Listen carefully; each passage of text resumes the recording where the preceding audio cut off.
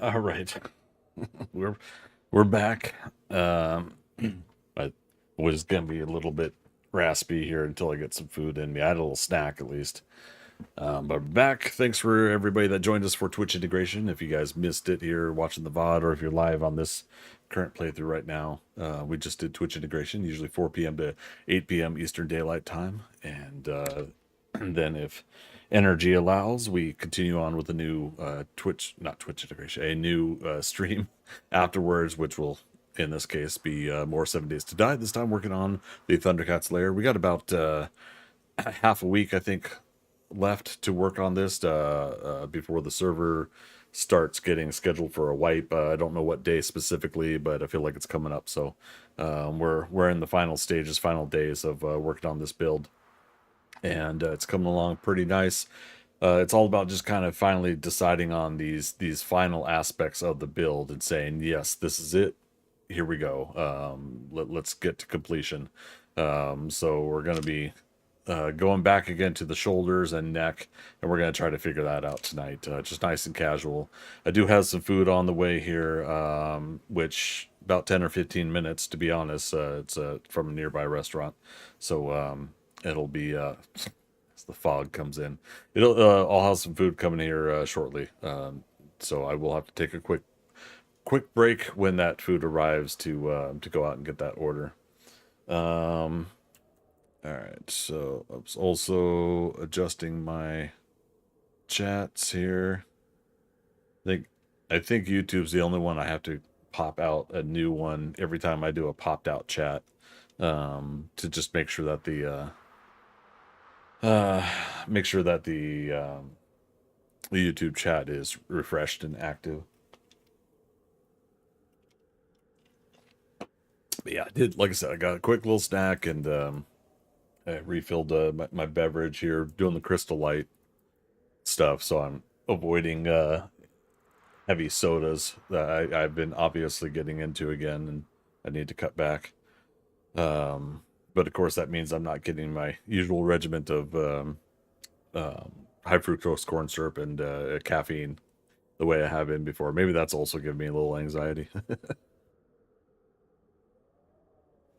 Okay, put the microphone up there.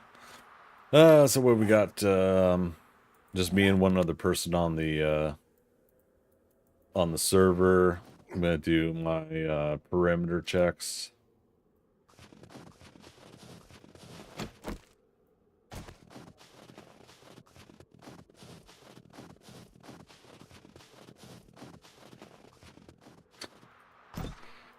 Good old Cluck. Oh no, come on, Cluck Norris, come on. Thank you, buddy. You're my buddy still, but you get in the way sometimes.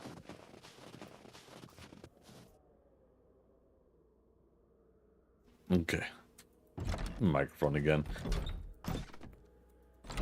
I have on a on hold. I haven't committed to yet, but I have a new microphone mount to a arm and mount that I'm going to be buying, and this one's like one of those old school spring ones that you also see like lamps put on and stuff. Yeah.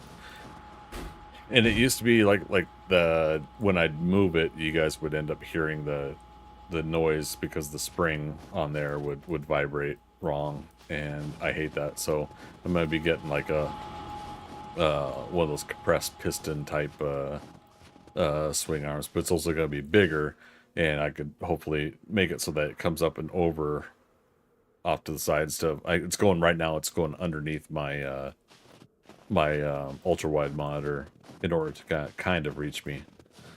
But in some cases, I feel like I do need to get it so that it's closer. But at the same time, the first couple episodes I recorded for the Bows and Blades and for Fists Only had some pops in the audio, which is weird because I have a pop filter. But it was acting like I was too close to it. Offline work, I did put in the pillars here, so I just need to upgrade them to concrete, and I started spacing out how they'll be going up above here Dexter's put cloth in the spring. It stops it. Oh, I'm just gonna reutilize the arm for my art desk. Whenever I put that damn thing together. But yeah, I've already got my eye on a swing arm, a mount arm that I'm wanting to get anyway. So, but appreciate the suggestion. Let's see here. Your order's on the move. This person has one stop along the way. One stop along the way. How dare they take an order during my order? And especially again when it's just a couple blocks away.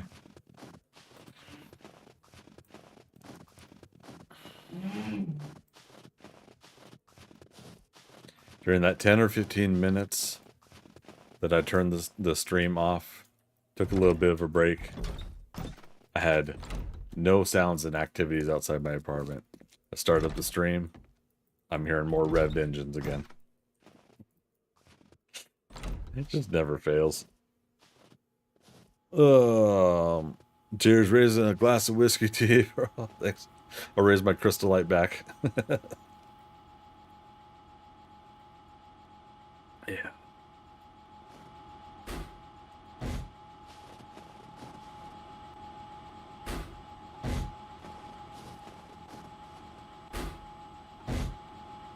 I gotta really be careful not to pick up one of these blocks and accidentally take down the scaffolding. I thought about before, like the first 2 or 3 blocks, just at least upgrading them to wood so I don't do something like that. But, oh well.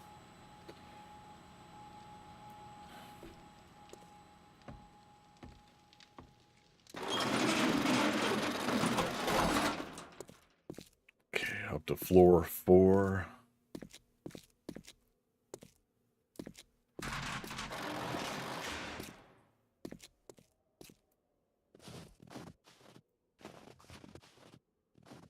Oh, right, and I was marking where the other pillars were as well. So yeah, this, it's funny, it's so foggy in here. This is technically inside.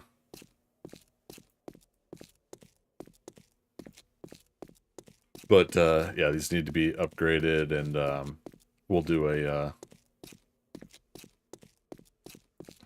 yeah, upgrade these too. I was making sure we were lined up when I did I was setting up the pillars up above here.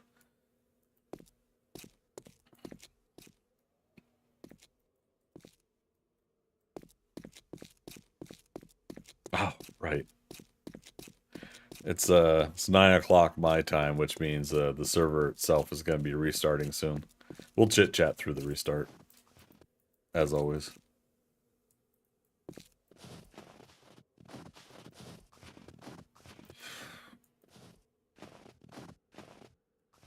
Yeah, this is going to be one of the interesting aspects is doing the pillars on this floor, and also making something out of this floor. It's technically the 4th floor, even though we have to go one step up. That was one of the downsides about things being offset in places, but with that we kind of made the fun little stairs up. Yeah, technically this floor 3, 1, 2, 3, 4 could have been 4 blocks high of space, and the 5th block would have been the floor that right, wait, 2, 3, 4, yeah, 5. Yeah, this could have been a low ceiling floor, but the other problem is I had already done it. I had already put all these blocks in and upgraded it to concrete. I made the decision to just go ahead to go with that look. Yeah, because we kind of did low ceiling here a little bit, but this is also going to be just a balcony within this flooring. There we go. Fog's cleared up.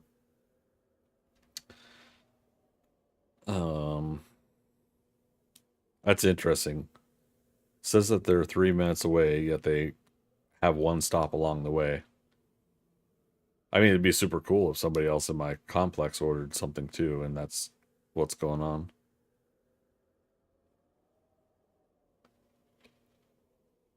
Oh gosh, I can't be yawning either. Well, I know I'm yawning because lack of caffeine, but okay,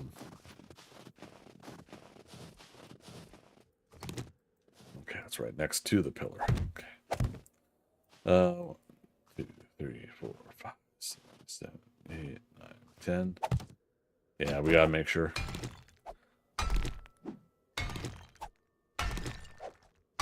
But I don't know. I feel like I got a really good night's sleep last night. Okay, yeah, so it is 10, just like the others.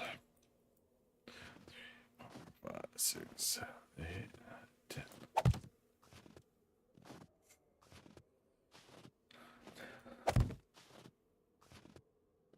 7, 8, 9, 10.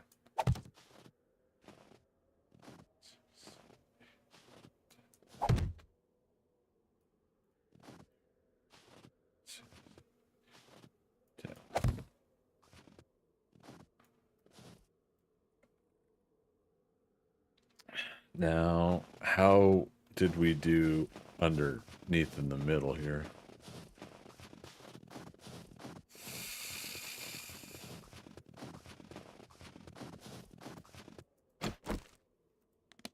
That's an odd place for random paint. All right then.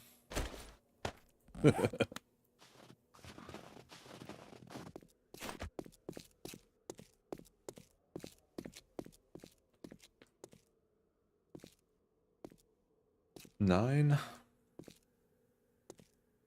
6, 6, 8, 9. 9. Okay, interesting.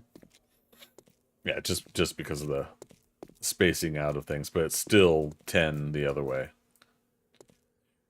5, 6, 8, 9, and the 10. Yeah.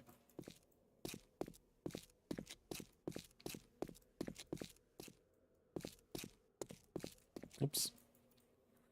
Oops. 1, 2, 3, 4, 5, 6, 7, 8, 9. Then what did I say? 6? 1, 2, 3, 4, 6. Yeah, it would line up with structurally what we were doing with that. Yeah, this could be an interesting way to extend out the balcony, work with the framework there. Yeah, we'll see what we do with that.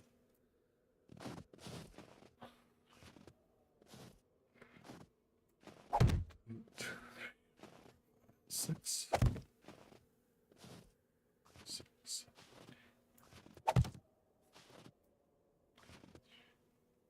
6, 7, 8, 9, 10. Yeah. 3, 4, 5, 6, 7, 8, 9, 10.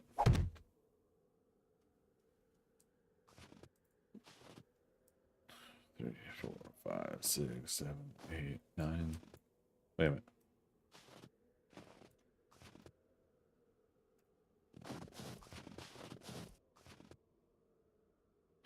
Oh, okay. I know what I did here. 1, 2, 3, 4, 6, 7, 8, 9, 10, 11, 12, 13, 14. Who we got coming in? Nikki and Billy. Coming in with a raid. Welcome, Raiders. Come on in. We'll get an SO going for you here in just a moment. It might not work, though. I'm having that API error. So just let me know what you guys were playing.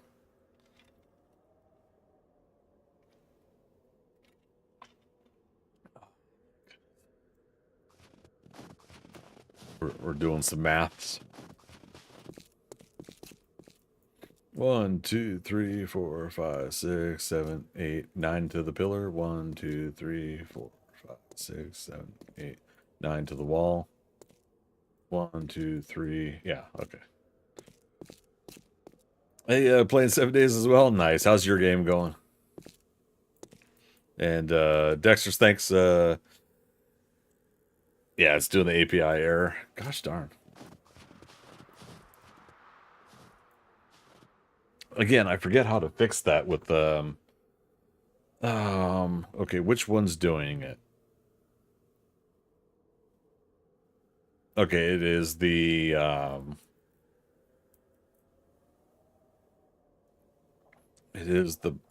main bot. Commands.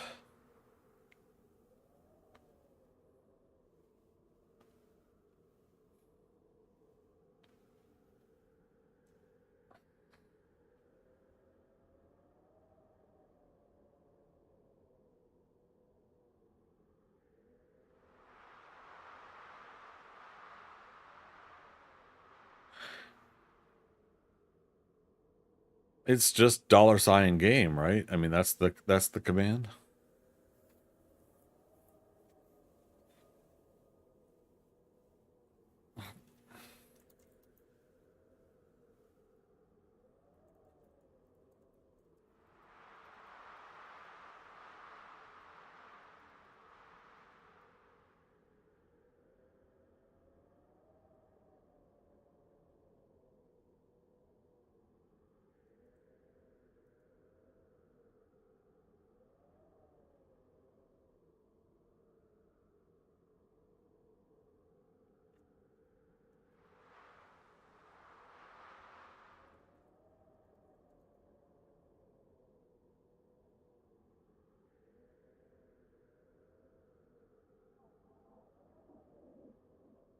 Wonder if it just needs to be updated, maybe.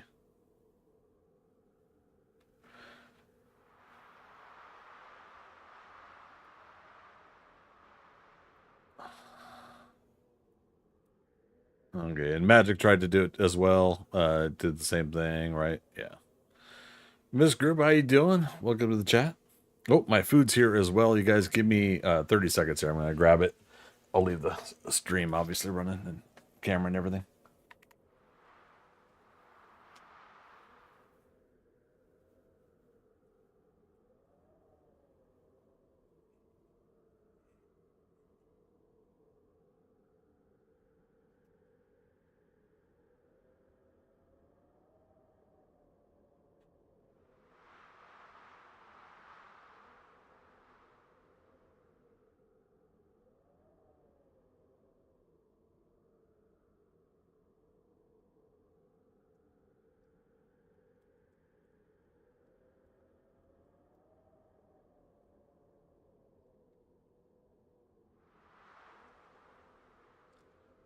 There you go. Now you guys found out that I'm not wearing pants. I'm wearing gym shorts. Oh, but pants means something different in other countries, doesn't it? I'm not wearing trousers.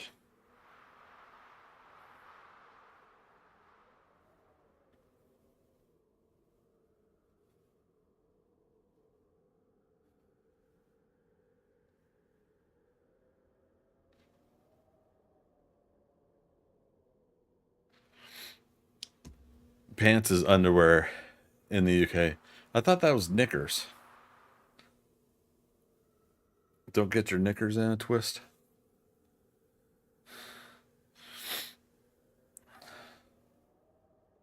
Knicker. Man, I gotta get caught up on all the different that's the feminine version of it? Okay. I mean that could still apply to me. You guys don't know.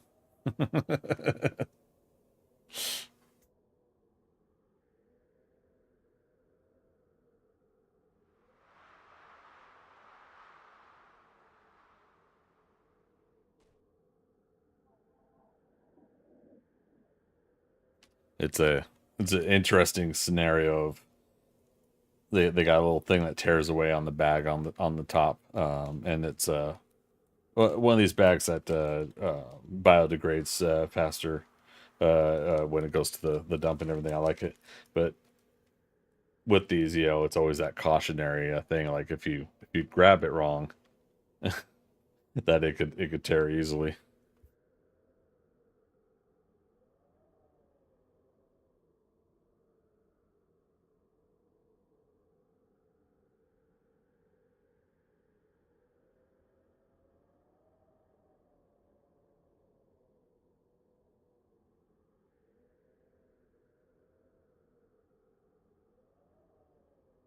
All right, I have to do this carefully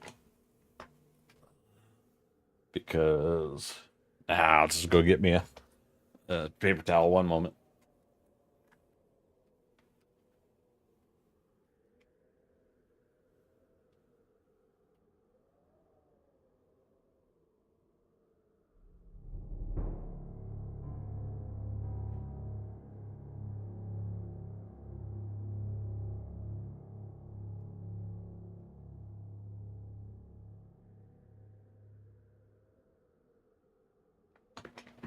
Oh, howdy.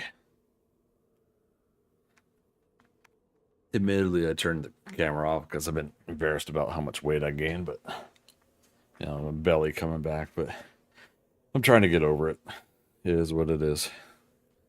And yeah, I was able to drop down another 10 pounds at least anyway, so it's just that constant fluctuation. Go figure.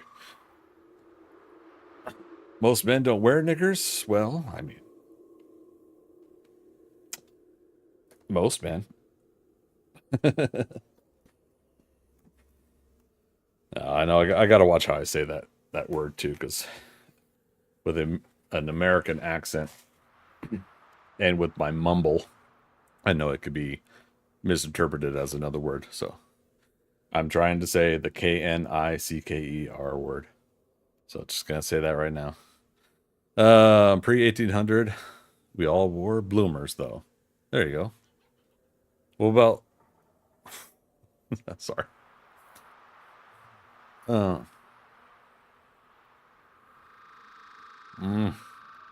Oh, so good. I got lemon pepper wings.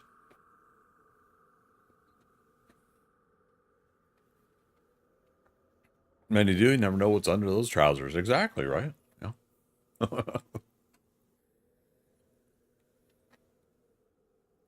Okay. We'll go ahead and we'll manually log out this time.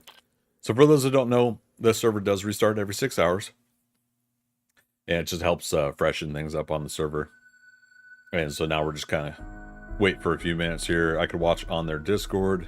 It gives me a live update on when the server officially reboots and when it's back up and running. So I'm moving over to that now to watch. Jump to present.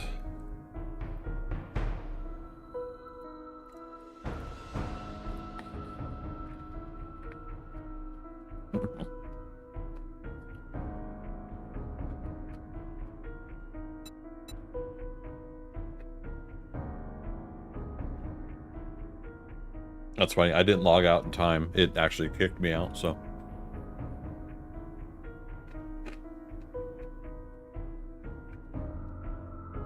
Okay. So I got boneless lemon pepper wings and tater tots. And then I got a Caesar salad to get some greens in me. But Saturdays I used to order pizza, get a large soda and stuff like that. And I just noticed that my body hasn't been liking that at all these days, which is a big bummer because I love pizza. But it is what it is. And so Dexter, you guys took care of the elder in Valheim?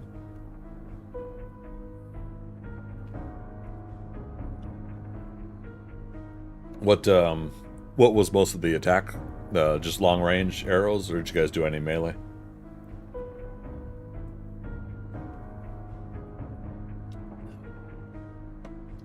The last fight against the elder, Philo, Thea, and I.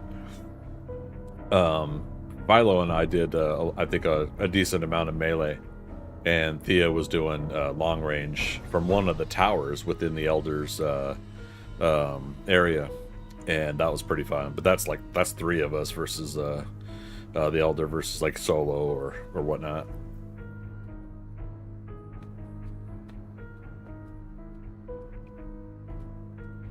Both melee, Tinka's range, dice. Yeah, it's a good combination when you're multiplayering these bosses.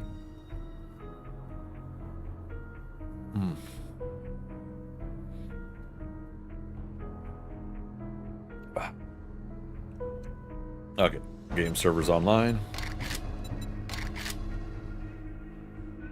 Yeah, we did kind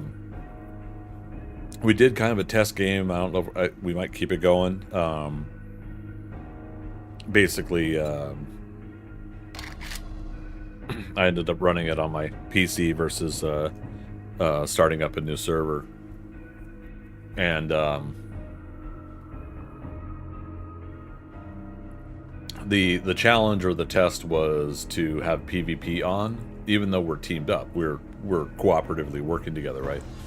So it was like cooperative PvP. Basically, in trying to help your teammate, you're reminding yourself to not just frantically swing wild at the same thing that they're fighting, because you're also going to hit your teammate.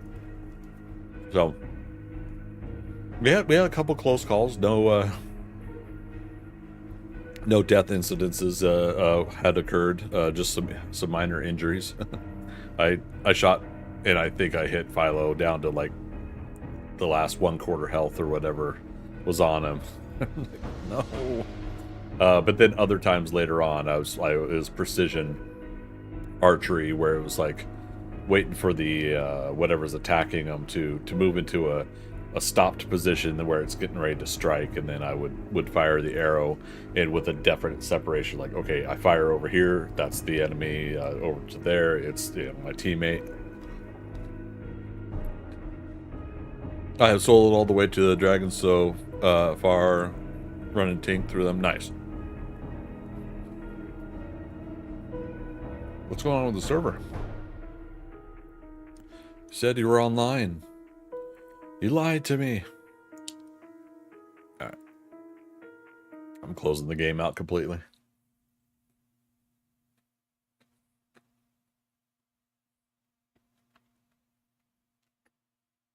I was gonna say, stream's still active. Oh. Yeah, I tell you guys, I have like just like the biggest crush on Dua Lipa right now.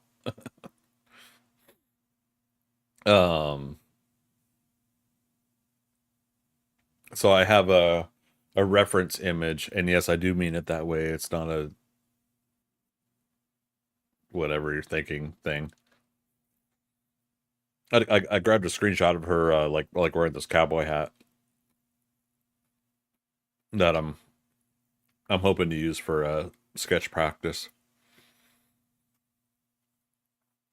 And so when I close the game down, Photoshop is still there, and I'm just kind of like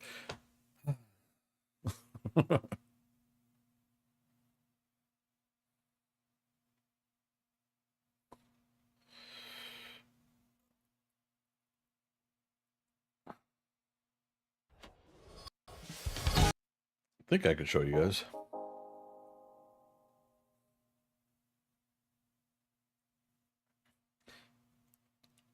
Oh, does it have to be?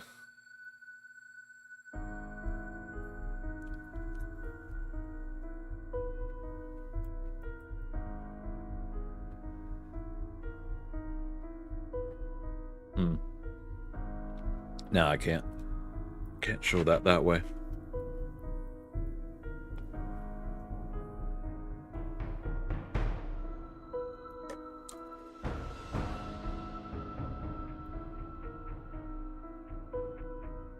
Okay, join game. Skynet.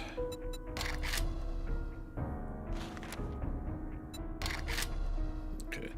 Nighttime will start. We got a horde night in 5 hours. I don't think I'm going to be streaming that long. So.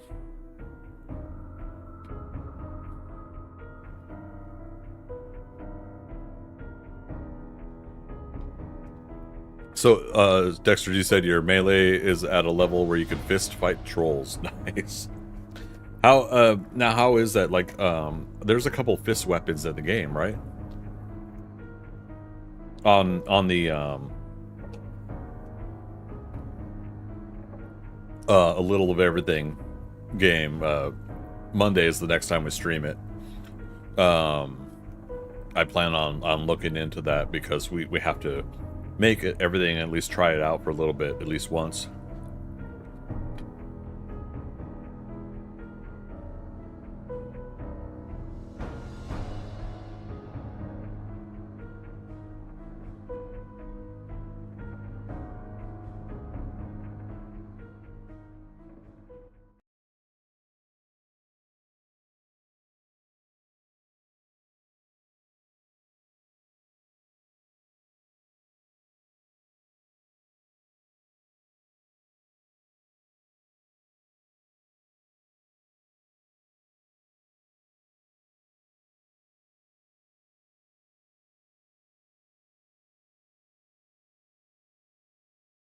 Okay.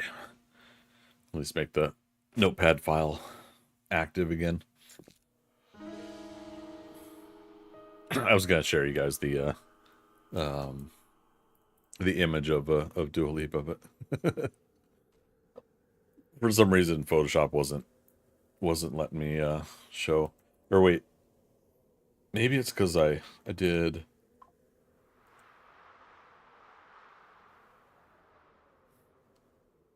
Nikki Billy, thanks for the mention on Twitter, by the way. I don't know if you guys are still hanging out, but there's a like back at you.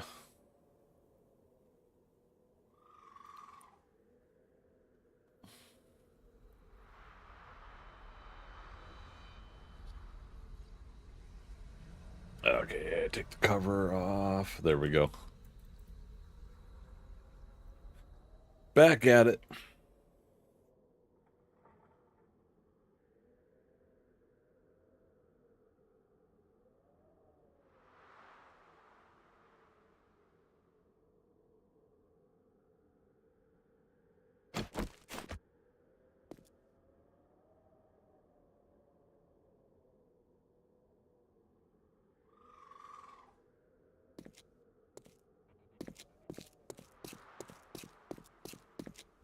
And Dexter say, yeah, there's a few claw-based weapons. Okay. Yeah, because I know, like, with 7 Days to Die, we have the leather knuckle wraps, and then the iron knuckles that look like brass, and then the steel knuckles. But it's not. There's not really a, other than your own fists. There's not really an early fist weapon that I know of, though. Nikki, Billy, no worries. We're here for a little bit. Clocks went forward, so really late now. Oh man, yeah. I gotta tell you, it's really nice to see like some people still doing the whole the thank yous on Twitter and everything like that. I feel like I should get back to that as well. It's been an interesting way to see.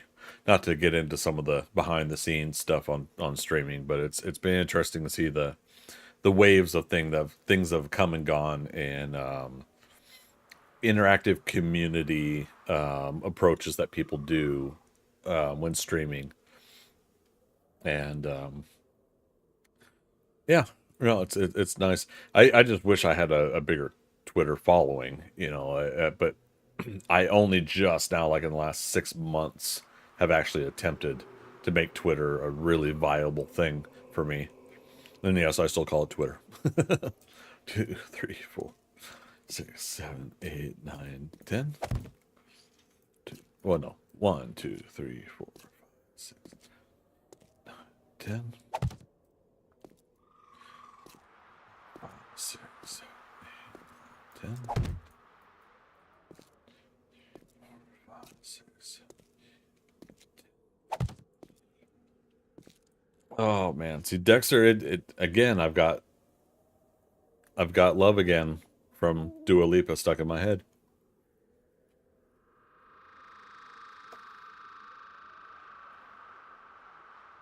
All you gotta do, man, is just come up with one big hit. I mean, come on, how hard is it? Right?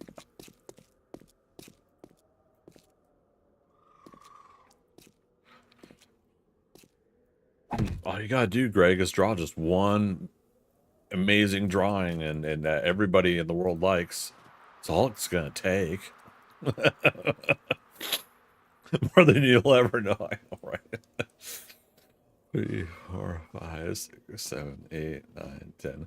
For those that don't know, we're talking about Dexter in this case, music, myself as an illustrative artist. Um, just the things to, well, I mean, even for streaming, right? Content creation, like trying to be a content creator, a streamer that gets just that one thing that just pops off, right? So same thing with creating some music, creating an illustrative piece of artwork, and doing so, and in doing so, you create something that like a lot of people like, so therefore you get accolades and hopefully a decent paycheck or something like that from it. And um, it's what is it, like somebody was talking about, like making a blockbuster movie, like something that does $1 billion or something like that, and it's just like it's easy to say, you know, just make a good movie, you know, and you sit there and go, you're like, yeah, I mean, come on, just make a good movie. But movie making in upon itself is difficult, So it's while people get worked up and in arms about like even some of the Marvel stuff lately, since that's one of my frequent topics. I still, at the end of the day, even if I don't really love something that Marvel has done, I'm still grateful that they do it in the first place. That we have, these live action movies of these characters I read in comics. So, you know,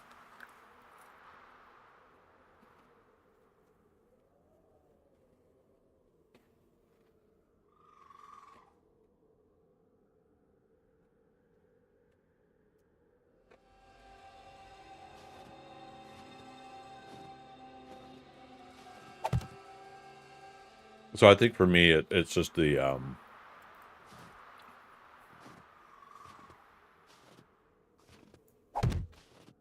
genuine appreciation that we have some of the stuff in the first place from Marvel, from others. Um, that appreciation wasn't quite there for the DC movies as much as Marvel, because of my I'm not the only one, but my frustration with the Warner Brothers leadership and everything like that, down to DC leadership, down to the DC movies, until now with is it Peter Safran and James Gunn now being the president of what's been created as DC Studios, like Marvel has Marvel Studios, and Kevin Feige's the president. This is something that, like,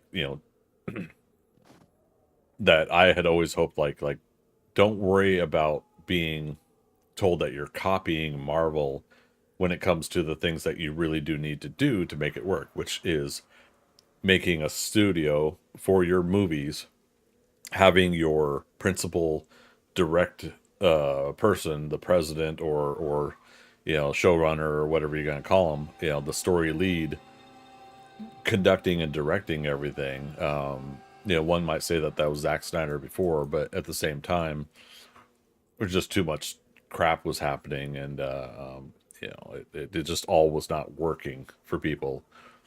2, 3, 4, 5, 6. And so at that point, you know, you could have Zack Snyder creating this whole DC comic book universe, but at the same time, when it's not working for a lot of people, then at that point, you gotta cut bait and move on to something new that gives it a fresh approach and possibilities. And so yeah, so now with Warner Brothers being owned by Discovery, with a new person that is CEO of all of it, and then creating DC Studios, a movie studio dedicated to DC comic characters and their movies. And then yeah, James Gunn, Peter Safran, a creative and a executive teaming up together as president of the studio, gives an opportunity to start a fresh new slate. So I'm really I'm very excited to see what's going to come out of it. DC is oddly often first to the mark, but slow to make the idea come to life. Yeah, I mean, just overall, like there's always things like that about the differences between DC and Marvel.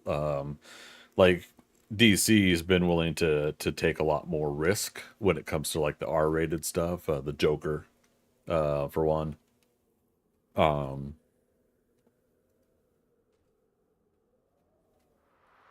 I forget if both Suicide Squad movies were rated R or not. Let me, I'm gonna look that up. It's gonna bug me if I don't.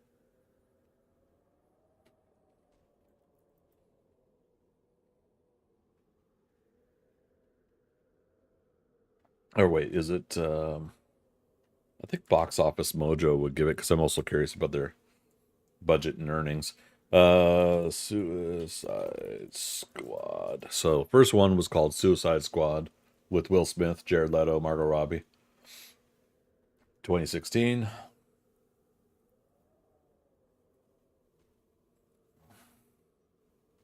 Okay, it's PG-13. 2 hours, 3 minutes. Worldwide, it made 749 million. Now that's honestly not bad.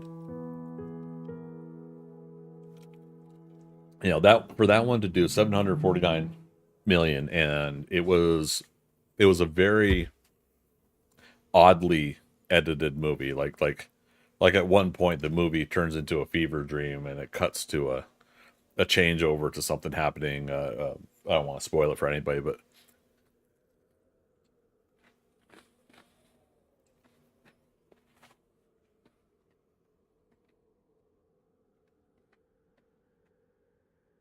yeah, quite honestly, this is about 300 million more than I thought it had made worldwide. 749 million. That's pretty good. The Suicide Squad, the 2021 James Gunn. Um, that was an interesting scenario there because that was critically acclaimed as being much more of an enjoyable take on the Suicide Squad. Only made 168 million worldwide. But this was also 2021, so you're talking about a year of the pandemic already in place. And I think they released this theater and at home day and date release, both locations.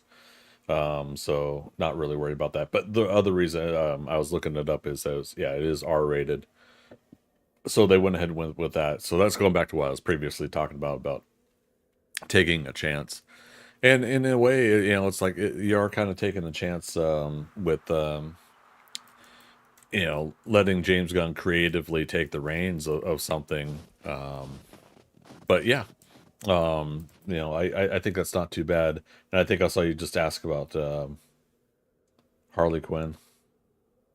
And was it the Fabulous Emancipation?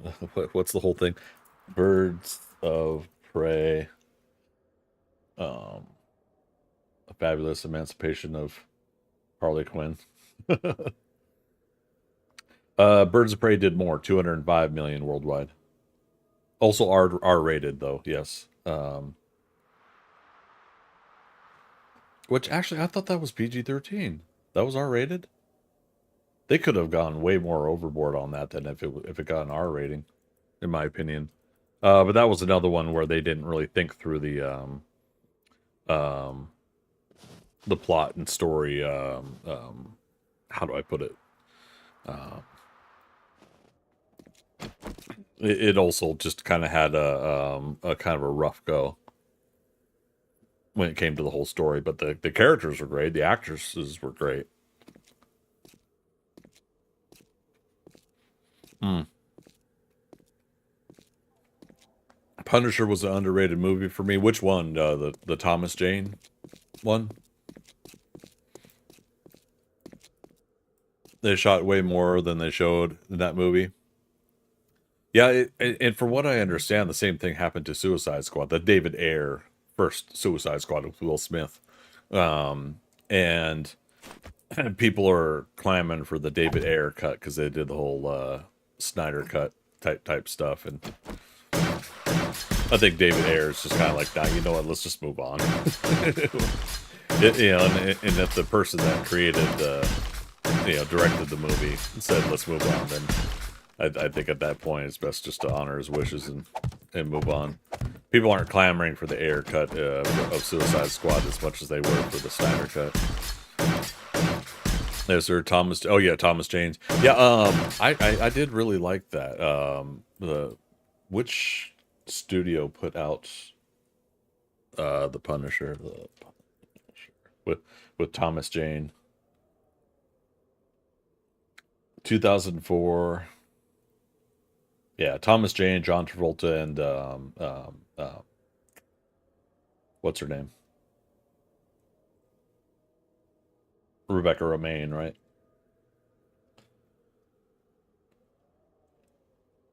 Yeah, it's weird. Box Office Mojo doesn't quite list things like IMDb does, but IMDb owns Box Office Mojo, so this is a way to move over to another web page. There we go, cast and crew.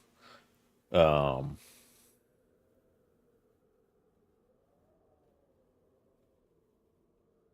oh wow, yeah, Samantha Mathis played Frank Castle's wife in that. Oh, that's right. I had a huge crush on Samantha Mathis from both the Mario Brothers movie with Bob Hoskins and John Leguizamo and Pump Up the Volume.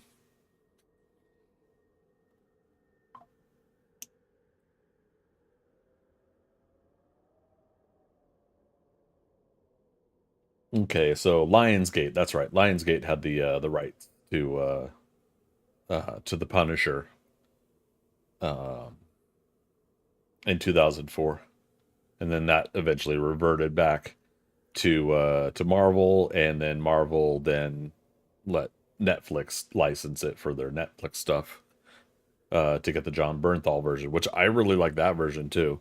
I never saw Punisher Warzone, and I heard that Ray Stevens played. Oh, Zeraturn, thanks for the sub on YouTube. My apologies, I'm getting lost into a movie thing here. I gotta make sure my chats are okay. But yeah, thank you for the love on YouTube, man.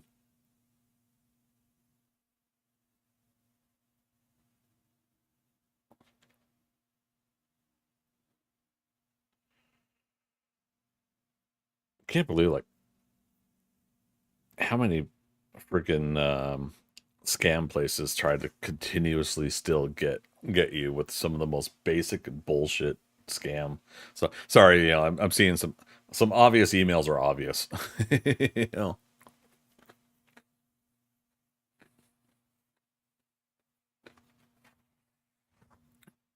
Sin City. Oh yeah, Sin City was great. Over on Kick, Josh, that is a no self promotion, man. Sorry, bad, shame. Good to have you here though.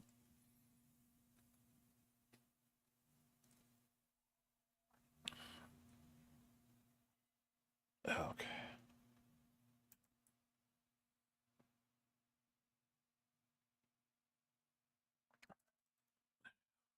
But yeah, so we were talking about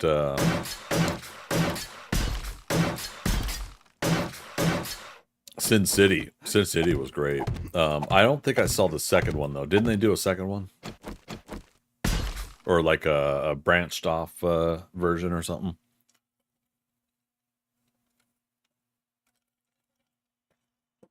What do you mean? They are not all scams. Me myself, I'm getting 3 million off a price. All I had to do was send him 200 bucks. It's the check's in the mail, man. No, it's so funny between the phishing scam artists and the bullshit I get on Tinder. I'm gonna go back to movies here in a second, but my latest Tinder drama. It's not really drama. It's just funny to label it that way. To get clicks, you gotta do stuff to get clicks. But no, I had this one gal that like normally I'm already quick and easy to suss out like the scam accounts or the trying to get me to go to their OnlyFans account, try stuff like that. Again, fully support sex work, and I think people as an industry should be able to do that, but not on a dating site, is how I feel.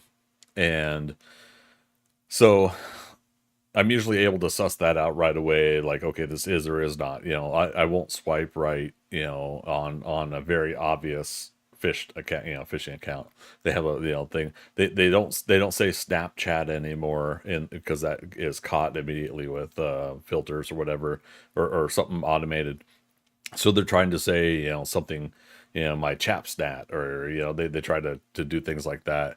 And to me, it's just kind of like, all right, whatever. So with those, I'll just immediately swipe left. I don't need to deal with, you know, um, because again, I hate the lead up to the situation of the account with someone. I'm just looking to have a really good time with an honest person. They'll say something just basic like that, right? But they're not. They're looking for a customer, that is into their photos, their videos, what they're willing to perform or do, as an act in that nature that someone is willing to exchange for money. And again, like, more power to it if it's a mutual consensual thing between two human beings. That's fine. But on a dating app, I can't stand that, because it's just one of those things where I'm just kind of like, no, I am looking for someone genuine that actually does want to go have a cup of coffee at a coffee shop in person and get to know one another. We don't have to have sex. We don't have to, be in this like long-term relationship just because we met each other on an app. But it'd be nice to just kind of sit down, whether we get along fully or not, to just sit down and have a damn cup of coffee with someone, I guess I am showing my age a little bit, aren't I? In that regard, like, that's the important part for me, instead of going to a club and hooking up with someone, which I never liked when I was of the age. Anyways, so I get this one gal that responds. This gal, I'm gonna put air quotes because, you know, at the end, spoilers. I felt there was another scam account anyway. So whether it's a guy, it's a gal, in between, it doesn't matter. It's a person that basically was trying to overhype to get me interested. But the thing is like, they actually went through a pretty convincing and a pretty good round of conversation with me. And what it was is like, they got me to lower my guard, because they had mentioned, like, I had mentioned, like, been a long day, because it was, I've had a lot of long work days lately. Um,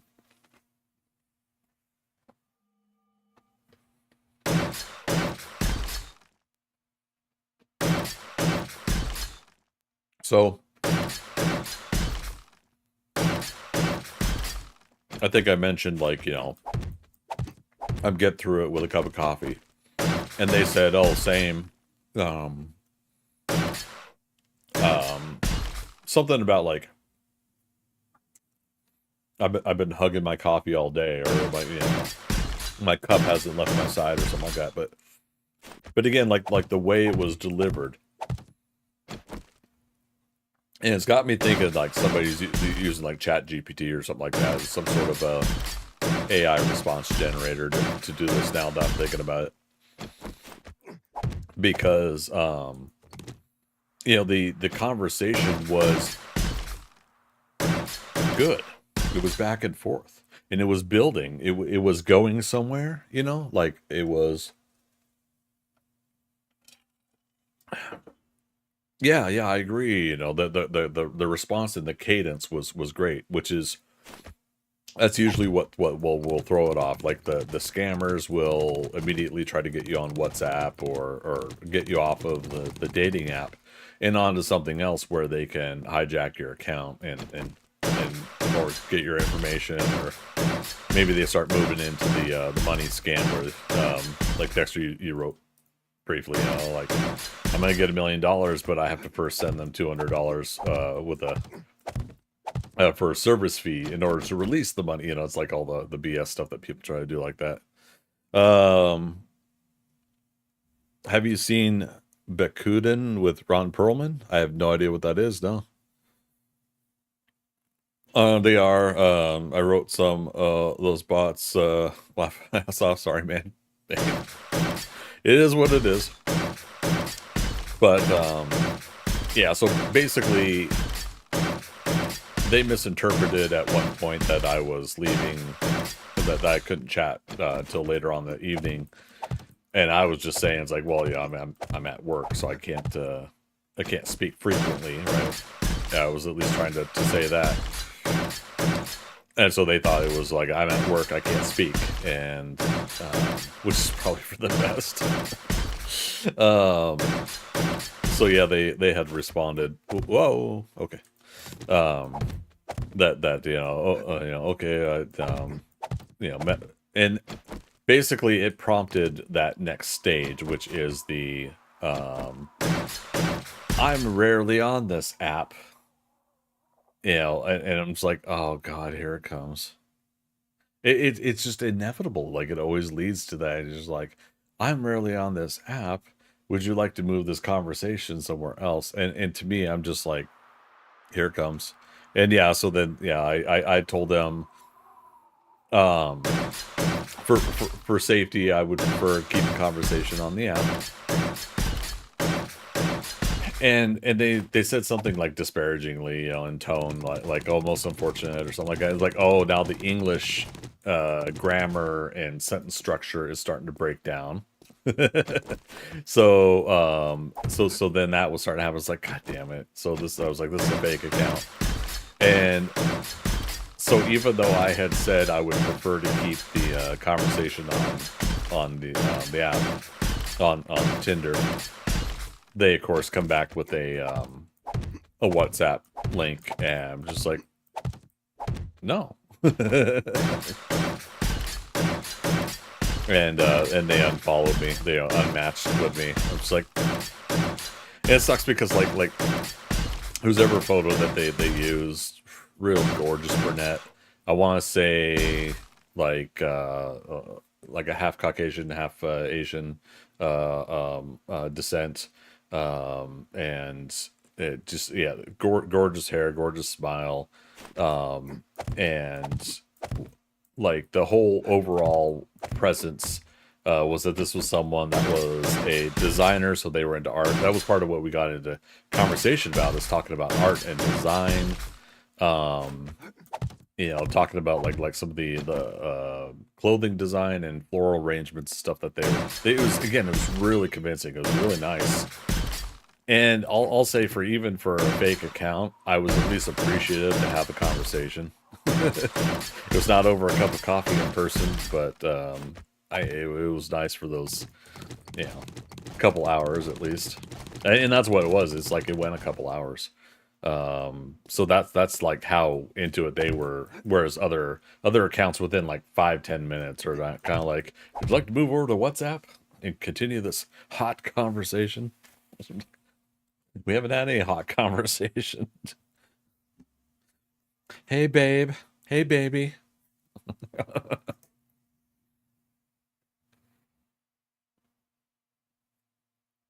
Please put that movie on your watch list if you like Sin City.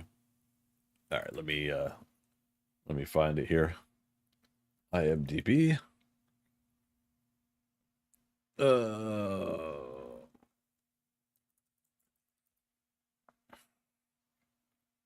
It's not coming up with that spelling. I'll go to Ron Perlman.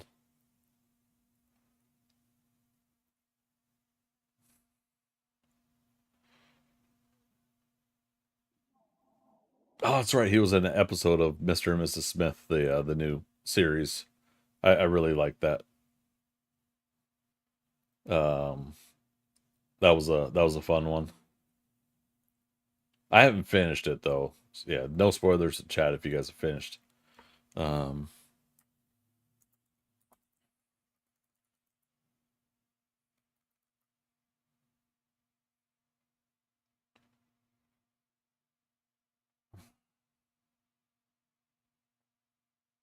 how long ago was this movie made? Oh, do you mean Bunraku?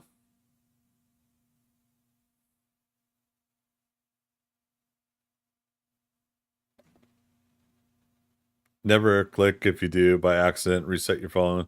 Take it for someone who knows. Yeah, yeah, yeah. No, I'm with you. I remember somebody mentioning that I should check this out. Story of a young man who spent his life searching for revenge, only to find himself up against a bigger challenge than he originally bargained for. Um, yeah, yeah, I remember wanting to see this. Josh Hartnett, Demi Moore, Woody Harrelson. But yeah, Ron Perlman. Nice. I got it on a tab there to remind me later.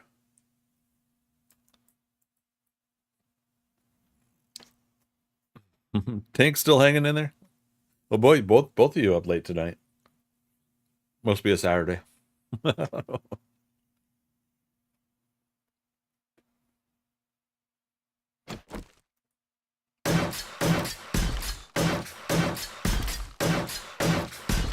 Yeah, so that was my latest adventure on Tinder, and I think I got a couple more months left. I paid for like a 6 month thing, just to try, and I don't know why I even bothered.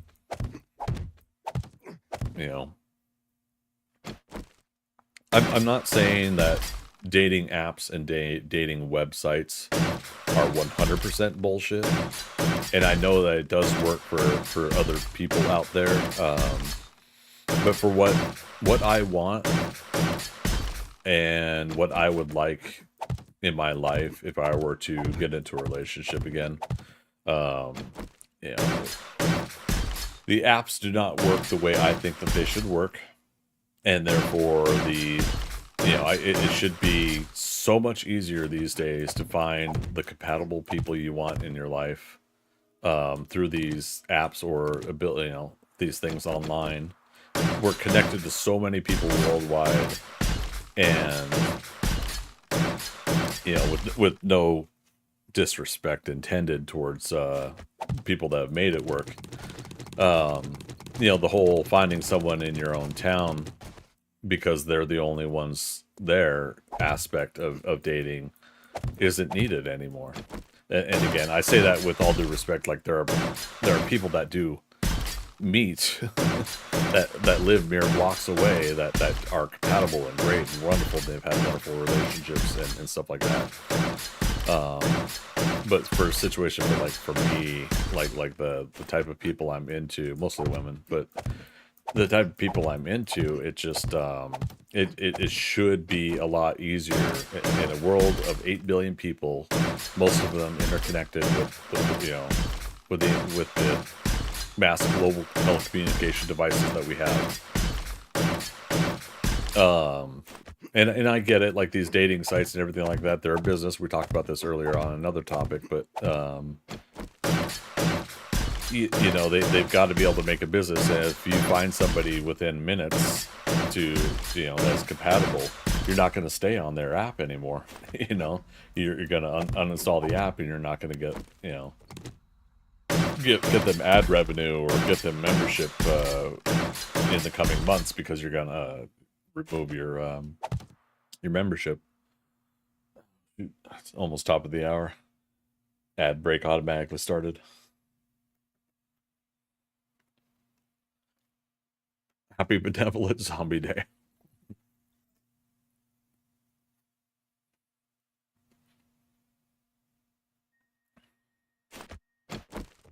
Okay.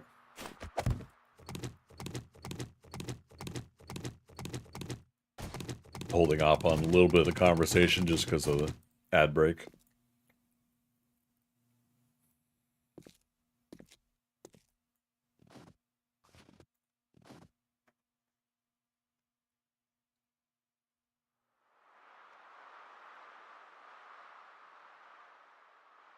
All right, so yeah, Dexter said, happy benevolent zombie day. There you go.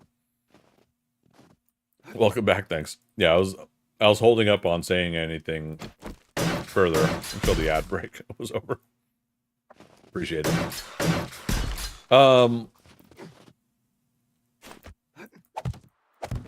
Yeah, so again, that's the adventures of dating app for me. Like I think if I were really to just hit it hard, do like Tinder, OkCupid again, go back to like Bumble and Hinge or whatever, you know, it's just all these places.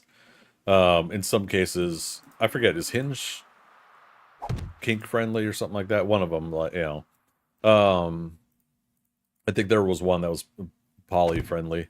Oh, that was the other thing. So while I was talking to this person that I was somewhat hitting it off with, I did have like a message from another person that I was sort of hitting it off with initially.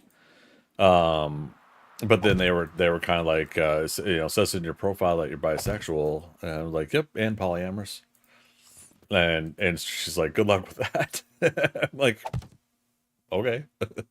I know that that does kind of limit things down, but I would like to you know, obviously have somebody that's compatible relationship wise. That's not going to be a big deal to them. But yeah, so that was kind of funny. So that person unmatched for me like within a few seconds after I said um yeah, it's so hilarious. Um yeah, don't get it. Ah. Um but yeah, I'm not quite sure like really how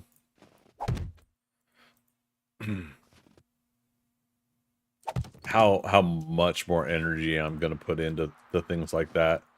Um I think recently it has, it's not that it's getting to me about being single, it is the, you know, I'm now heading into my late 40s, and you know, I would kind of like to still date, you know, and not necessarily worry about age being a factor at some point. Um, but I guess it is what it is. Got it.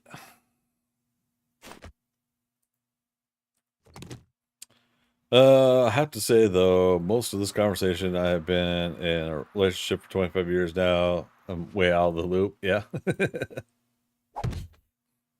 Yeah, it really is an odd thing for me. I suck at dating anyways. All my relationships were circumstantial situations. Which is what it always bugged me when people told me, you know, the moment you stop looking, that's when it happens. I hate that crap. And I'm like, this is the longest I've ever been single. Um, after the point of when I started dating in the first place, when I was younger, 6 years. And so, you know, it's that's why it's been a little bit easier for me to also do like the streaming because, you know, doing it on a frequent basis when I'm not sick and not doing a stream like I did this week. But doing it on like a 6 day a week schedule, because truthfully, like if I did get into a relationship again, I probably wouldn't be streaming as often. I'll be perfectly frank on that, or I would limit it to you know, 2 hour streams or something like that. I don't know. It's just there would be some changes. But the obviousness there is that I would be doing that because that is additionally something else that makes me happy. I love streaming. It makes me happy. I love gaming. I love chit chatting with all you guys and doing it all in a bundle, right? You know, all together we chit chat and hang out and, you know, get to do it while we're playing a video game. You know, so that is a fulfillment in life socially that I do enjoy. But obviously, the physical intimacy of having someone, not just sex, but you know, the cuddling, the hugging, you know, the affectionate things that you do with someone that you're close with is obviously missed. You know, it would be nice to have those things back in my life. But I'm at least glad I've reached a point where I don't pine for it. I don't yearn for it. You know, like it doesn't dictate and demand my every waking moment like the months and year or so after my last breakup. Um, Breakups suck, you know. Sucks for everybody involved, really. But you know, it definitely sucks when you're you've had something that you're used to in your life, somebody that you're used to, and you accept into your life as part of your daily schedule and your daily routine, and that person's no longer part of that anymore. Yeah. Fun fact. You know, the first time I met Tink, I almost drowned her. What? No, Tink, what happened?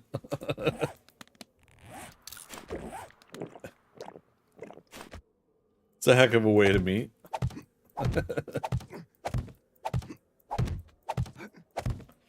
By the way, I've been watching the height meter. Plus 84 meters is where this these pillars go to. So that's why I've been able to blindly know where I'm going as far as the height limit here, or how high up we're going.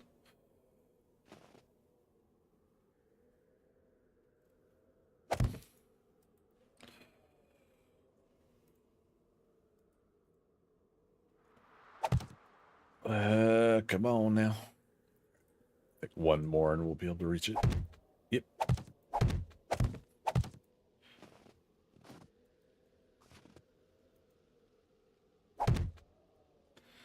All right.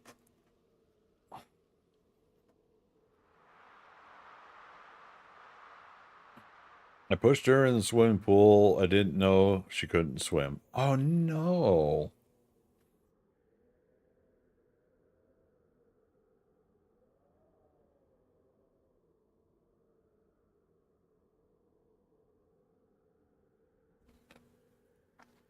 That could be a make or break situation. Yeah. I can see that.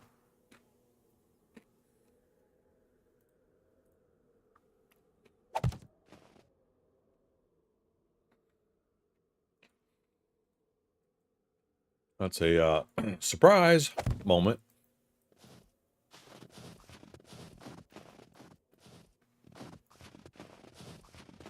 Had to jump in and save her. Glad you did. Oh my goodness, dude.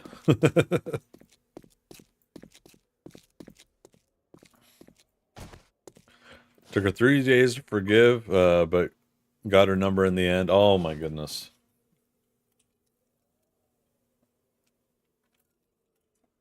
Tink, what the heck? No, that is something else.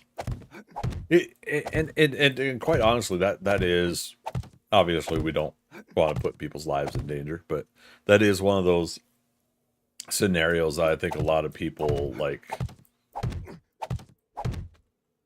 Again, with an asterisk to what I said previously, it's one of those scenarios that people would like to have happen. And again, not the life-threatening part, but the chance encounter, the moments, you know, those things that do happen, that when we do meet people and we find out compatibly how well we may or may not get along and work together. You know, I again, I keep harkening back to this one gal, Monica, that you know, had the biggest crush on, and it's funny, it's like I think there's only 2 women in my life that I've had like this big of a crush on that I didn't end up dating. That they were both waitresses. Yeah, both servers. Um, at one was at a Sherry's, one was at a Denny's. That's the other funny part. Um, oh crap! And they're both M names, Miranda and Monica. I just now, like after all these years, I remember the other gal's name. I was trying to remember it last time. I think I brought up this gal, and and and Miranda was just like definitely like the primo visually like my type, petite brunette, long hair kind of gal tends to be, I think, the common um type that I lean towards. But I'm into like 50 goddamn thousand types of women. um anyways, and then yeah, then Monica was, I think, about like 5'4", 5'5", or something like that, and had this beautiful curly blonde hair. Um and so yeah, it's like both of them, like I had really big crush on, and again, like I mentioned before, but the problem is I don't like to bother someone at work, like at their place of work. In that regard, like I don't want to be that guy. I don't want to be that guy that is hounding or harassing them at their workplace because I've got a crush, you know. So I was always pretty reasonably like, I'm doing my thing. I was always sketching or reading or doing something, where I just needed to get away from the house for a little bit. And so it was, I guess, both those situations, it was two waitresses because they're servers. Again, yeah, it's like stewardess and flight attendant, right? Um it was a scenario where like you're into somebody but you don't take the chance because you don't want to be that guy. You don't want to disturb them at their work, because if they don't return that interest, then now all of a sudden that's, that can be an uncomfortable, because I also liked going to those places and having a late night cup of coffee and like burger and fries or whatever, depending on the night. So a way to a man through wait, what? Way to a man is through his stomach is never more true, or what? Or was it the uniform? Not sure what the. I mean, I kind of get what you're getting at. Um, yeah, it's for me, a way to my heart. Here's the unlock access that I'm saying out loud. The way to my heart really is that no matter how goofy and stupid and much of a dumb shit I am about things in life, that's just not going to matter to this person. It's not going to push them away. Because I am definitely not a normal person. Socially, I am odd and off and everything like that. The schedule I keep, the things that I do, the incomplete plans that I make and never finish. If somebody is well organized and very capable and able to take care of all the things that need to be taken care of in life, if they find my way of doing things irritating and annoying and frustrating, I'm definitely not the person for them. No matter how amazingly sexy and handsome I am, it's just they're gonna have to get over the fact that if I frustrate and annoy them, that's not gonna work. But I mean, seriously, that's one of those things, the reality checks that I've had. Like I said, I talked about like 8 billion people on this planet, and how it should be so much easier for us to find and connect with, relationship wise or even friendship wise, it should be so much easier for us. And I do think for the most part we do find friends, even online friends, way easier than ever before, right? You know, we just go to like-minded websites and web pages and everything like that, and we, you know, talk about the latest Lord of the Rings, Star Wars, comic book, whatever, Star Trek, whatever fandom we're into. That's a great thing, that, you know, a conversation starter. I met two people at work. Sorry, I met someone at work who met somebody themselves because this other person is what do you call it? A biking enthusiast, doing biking trails and hiking and everything like that. Yeah, it's two people that were just really into the idea of hiking and riding their bikes on trails and everything like that. And it's something that I don't think about because I think about the nerdy stuff. I think about comic books and sci-fi and everything like that. But it's finding those like-minded things that people connect with, that we then see like, okay, so if they're into this, how much more are they into the other things that I'm into? And, you know, we expand upon that. Or how well do I get along with this person on the day-to-day basis, right? Sorry, drinks kicking in, spilling is only going to get worse from here. It's all right, man. You are creative. That's we're known for. Yeah, and I mean, plus 84. I mean, that's the thing, right? It's just like my previous relationship, both of us were illustrators, you know, or both artists, and it, you know, it sucks. It really sucks that relationship didn't work out. I mean, really sucks. They don't suck. They're an awesome person, you know, and I'll continuously wish them the best in life. You know, I hope they're doing well. Um, but you know, at some point, I was just not comfortable to be with, so you know, it ended. But God, when we were together, I was like, this is it. This is great. So much so that like I was getting closer and closer to proposing, and I had never, I had told myself never again after, because I'd been married previously and had three kids, and you know, all of that was going to be the white picket fence lifestyle, because it was going to be marriage and kids and let's get a house and let's work towards that kind of life, which in a way is not necessarily me, and I mean that in the sense of um like I would have really, in my marriage, I would really have put a lot of my desires for my nerdy shit away, for the sake of keeping that relationship and that marriage going and that family going. Um, and I wasn't given that opportunity, and that marriage ended. And you know, and the kids are not in my life as often as I would really have loved to have had them in my life, and so that really sucks. It sucks, massively sucks.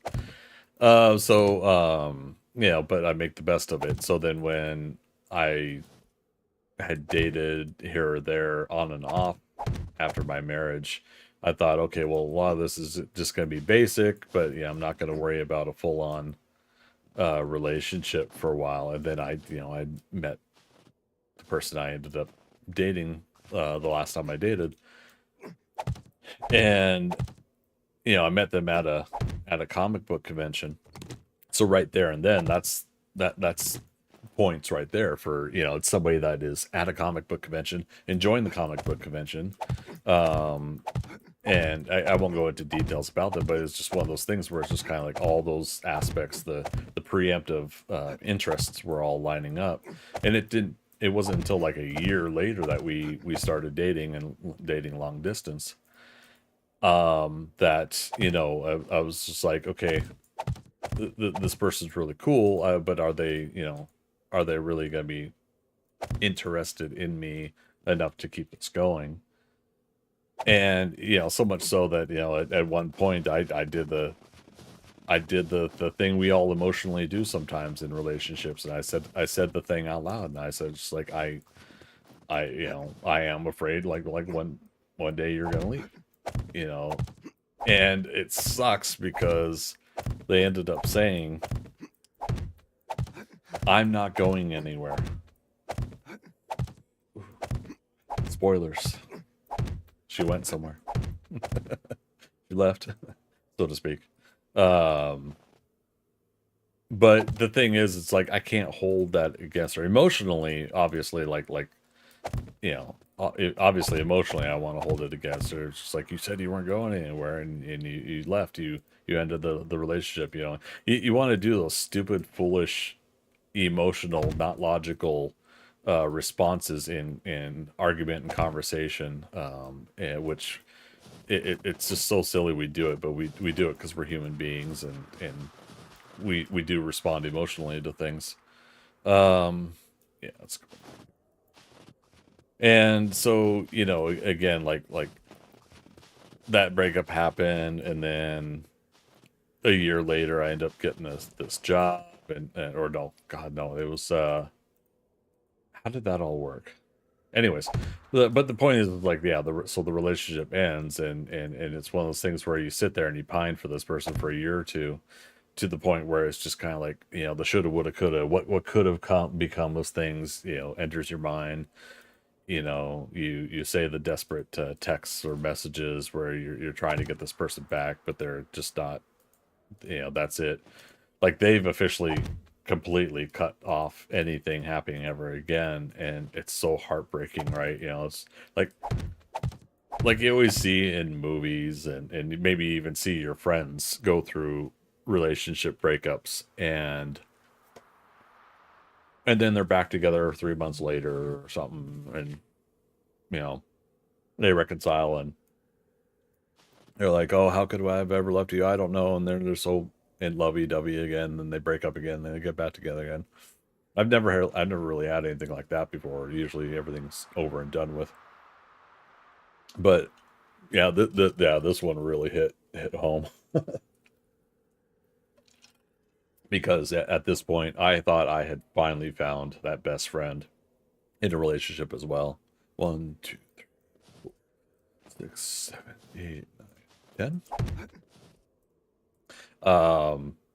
Because that's ultimately what I also want is, it's like I want that best friend. I want that or multiple best friends, at this point, who knows? But the whole point being is that it's definitely people that are very very compatible in your life, to the point where if you have a difference or an argument or a situation that's not working out, you can at least talk through it. People could be upset and unhappy, and so you take a breath, you take a step out, and you come back to it later, and it's nice to be able to do that with people because they are your friend, you know.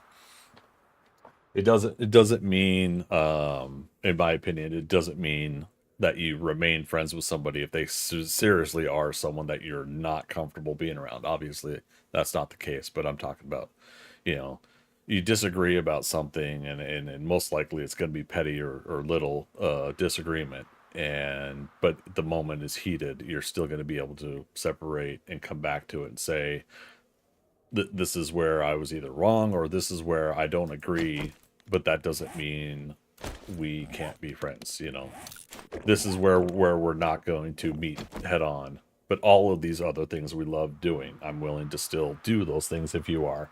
And you have that, like that logical grown-up conversation with people, you can make it work. So that's, I think that's part and parcel why, when that relationship didn't reconcile at all, like I couldn't even I tried being, I asked to be this person's friend because I wanted that friend at least to stay in my life. If the relationship, the romantic relationship's over, I at least wanted my friend, and that wasn't even happening. So I was just, I think that's really where the heartbreak was. That I really was just like, oh, crushed my heart. um, Oh, what were we saying, Dexter?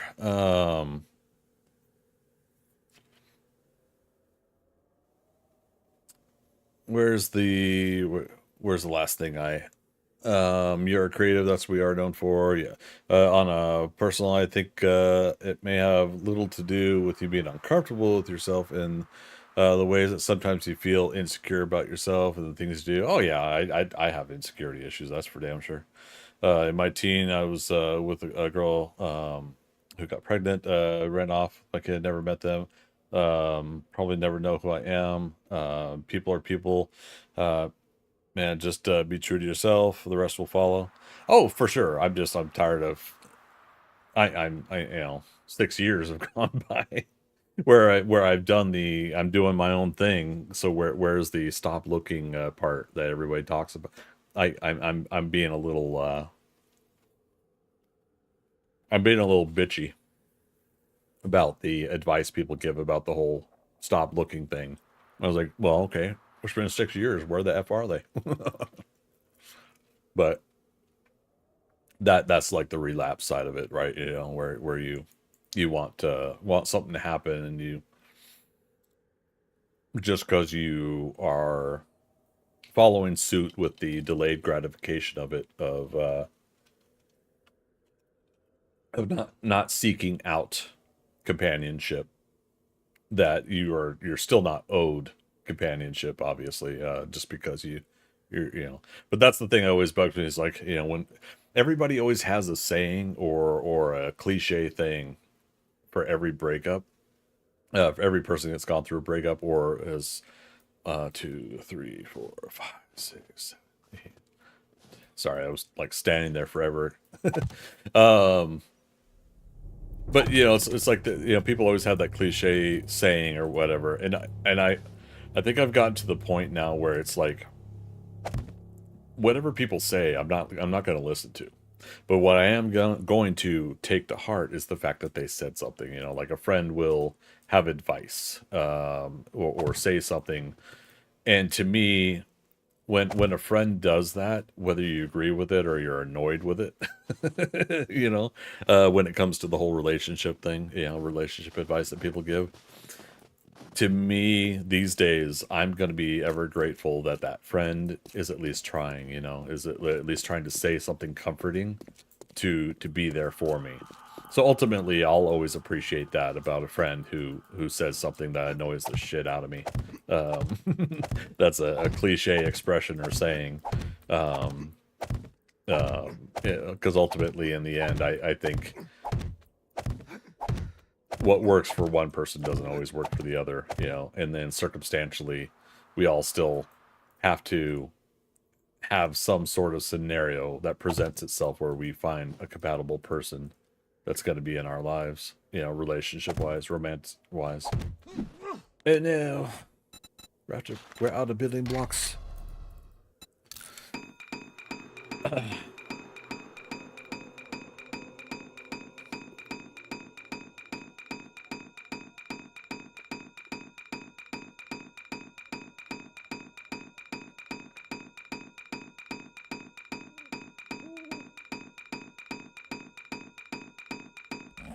Oh, goodness.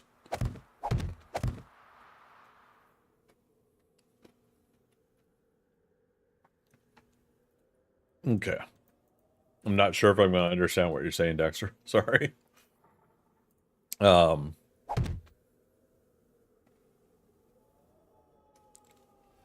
you're saying like words philosophers said to me tend to find things not because I want or need them, but just as a consequence of living. Oh, okay, yeah. Yeah. No, I mean, just go on and live your life, do your thing. And situationally, we happen to it's like basic friendship anyways, right?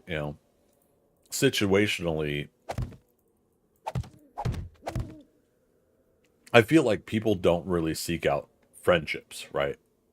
Or at least not in the way that they do for romance, for a romantic relationship.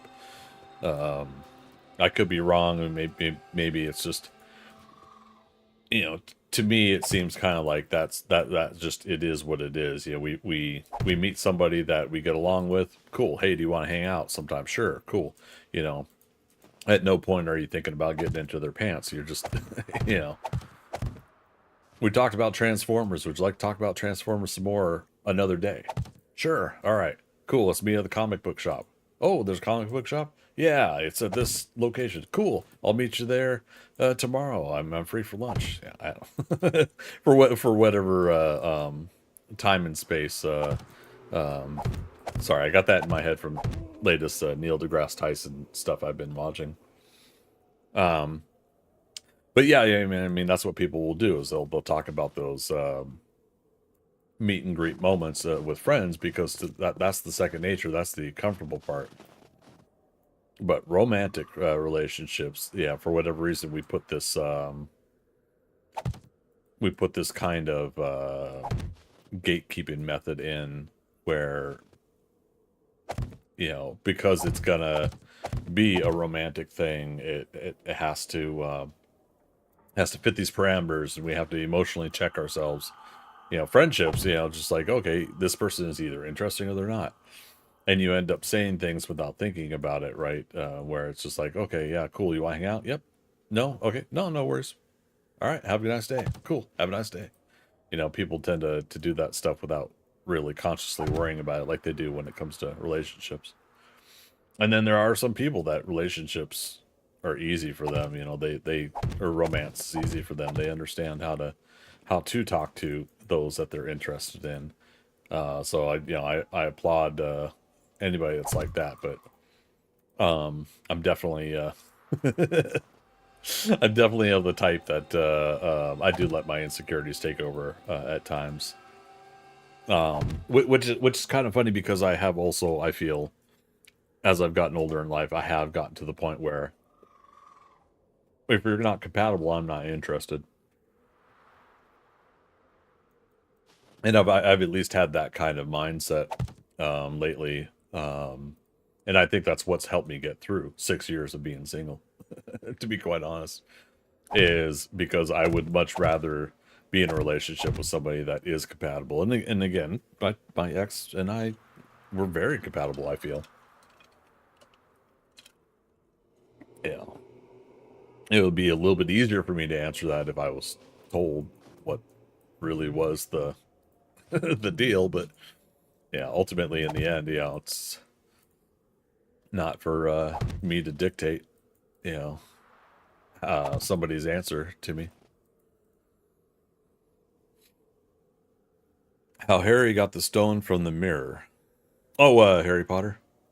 It's the same as us in life. We probably wouldn't talk to each other thanks to my past. I look down and now, um, but relationship develops sorts common things, common life things. In this case, 7 days. Yeah.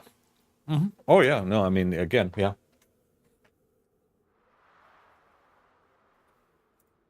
I mean, I'll tell you right now, like for the most part, I'm not gonna really give a shit what somebody's done in their past,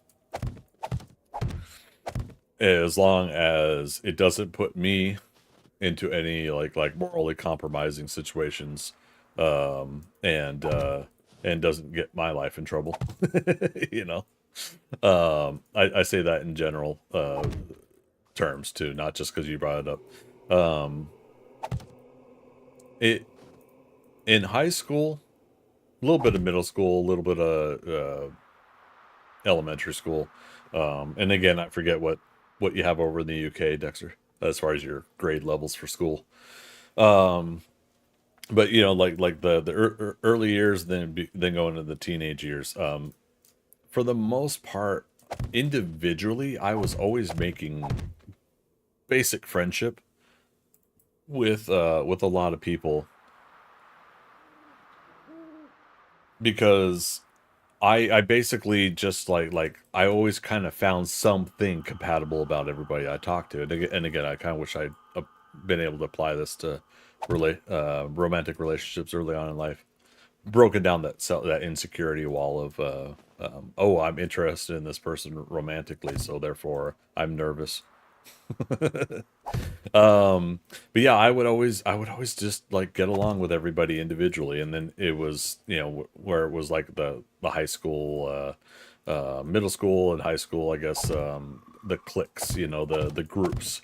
Once people got into their groups, and they hung out with those in their groups, those people in their groups, that's when people would like treat me like crap. It's like I didn't fit into their lifestyle. I wasn't a jock. I wasn't a whatever. It's just like do the whole revenge of the nerds thing. But I didn't fit within their clique. Therefore, when they were around their clique, I wasn't. I was somebody to make fun of and not befriend. At that time, which later on in life, I've kind of talked to some of those folks over the years, and they've since apologized for being that way.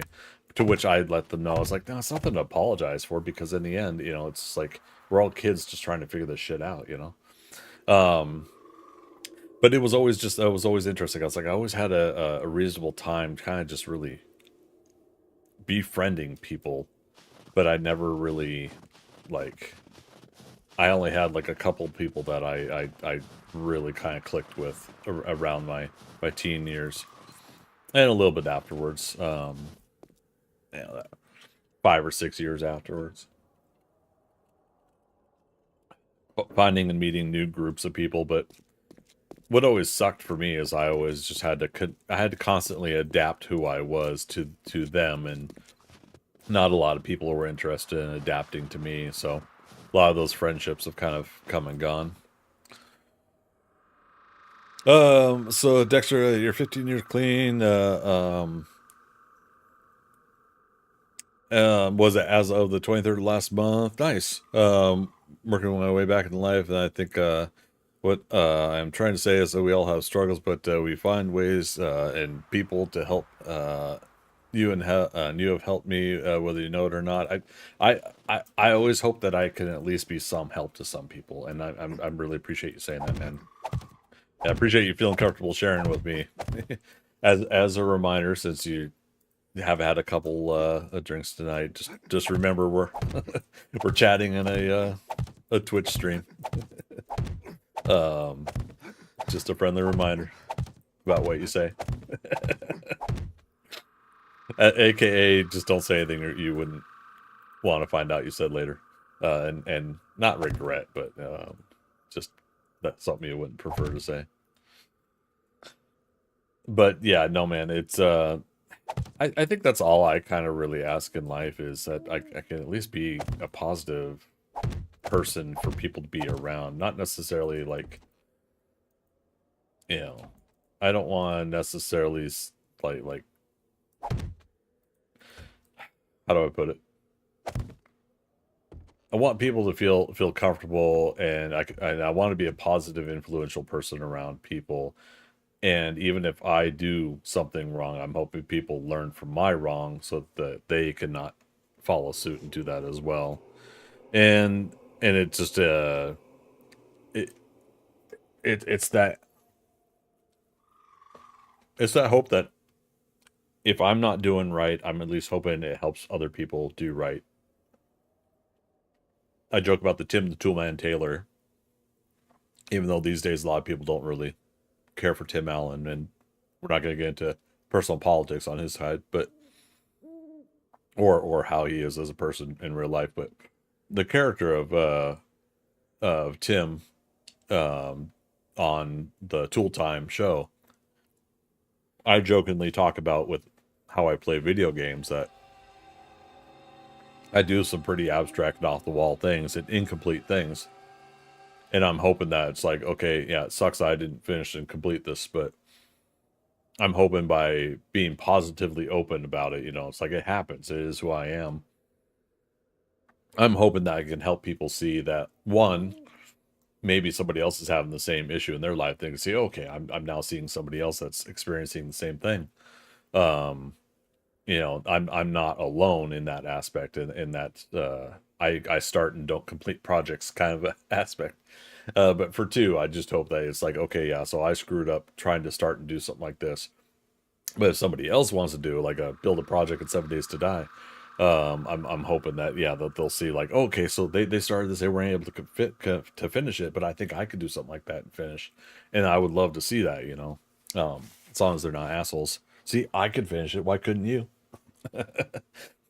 No, I'm sure nobody would ever do that on the internet. There you go. Little bit of pessimism to my constant optimism, right? 1, 2, 3, 4, 6, 7, 8, 9, 10.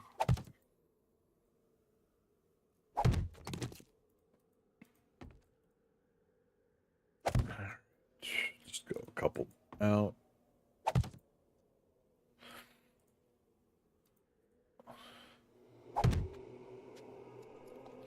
Man, it's like every half an hour or so that song comes back in my head. Love Again by Dua Lipa. Uh Nothing I would say I'm proud of in my past, some ways wouldn't be me without it. Yeah, I've taken that approach too.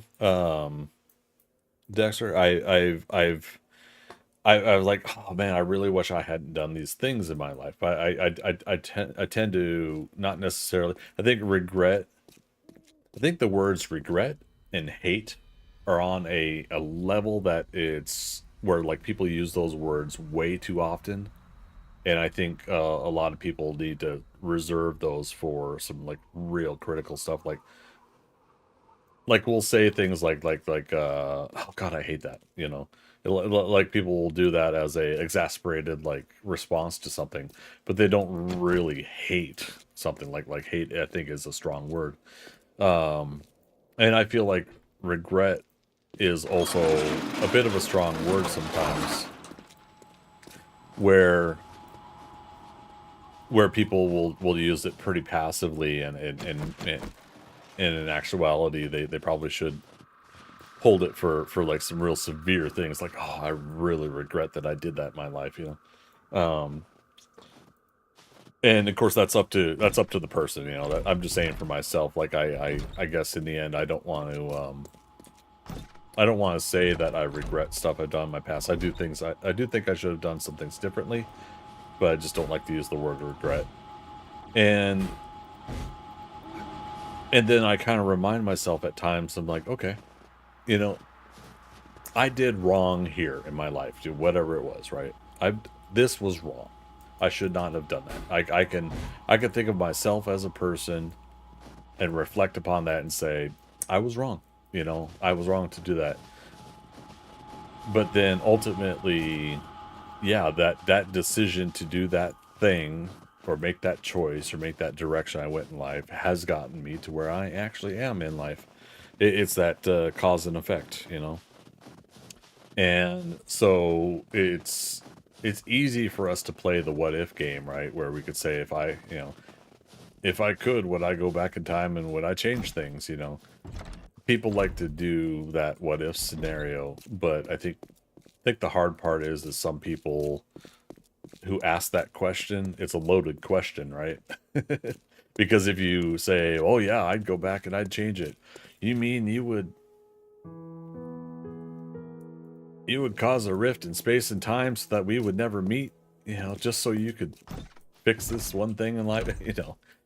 I'm not saying people really do that, but it's just like it's one of those things that I think some people like when they ask those questions. Would you change something in your life? It does feel sometimes like it's a loaded question. When they ask you that question, sometimes it seems like it's more about them than you. When they ask, I'm not sure. I guess some people do get genuinely curious, right? Like I'm curious, what would you have done in your life differently?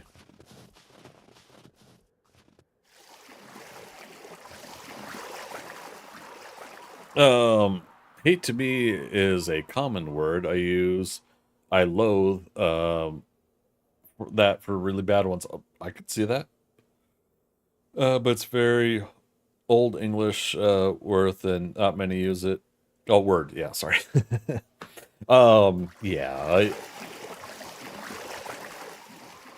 I think that sometimes it also is just how you use it, right? When I've heard people use loathe, they emphasize so much hatred, you know, to take hate and put it into hatred. That you really feel that word loathe. Some people I hate, others I downright loathe. You know, like they get that kind of tone. So yeah. Okay. Alright, just doing a bit of a perimeter check here. In-game day 2296 is the next Horde night. I will not be staying for Horde night. And that is technically in 3 hours and 45 minutes, I think. 3 hours and 40 minutes, roundabout. See, it works? Yeah. I I first caught on to the word loathe from a Kevin Smith movie. Surprise, surprise, a guy that was is a wordsmith.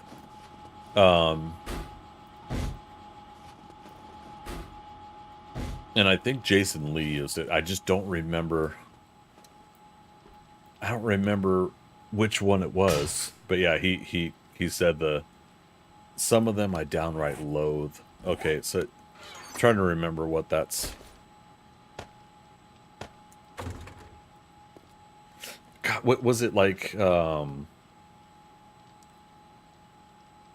Was it Chasing Amy? I'm sure you didn't. I'm sure you didn't love every woman you slept with. And he says something like, some of them I downright loathed. Maybe it was Mallrats. It's one of those two, I bet. And you know, it's so funny because I like Jason Lee's characters in Kevin Smith movies, even if I didn't agree with their character with the characters. Like Brody, I thought was awesome in Mallrats, but I didn't agree with him, you know. And I thought he was even more awesome as Banky in Chasing Amy. I definitely didn't agree with a lot of what the character wanted to do in Chasing Amy. So,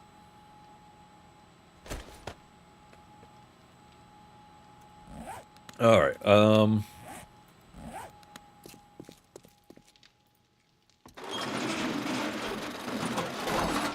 Where do we leave off?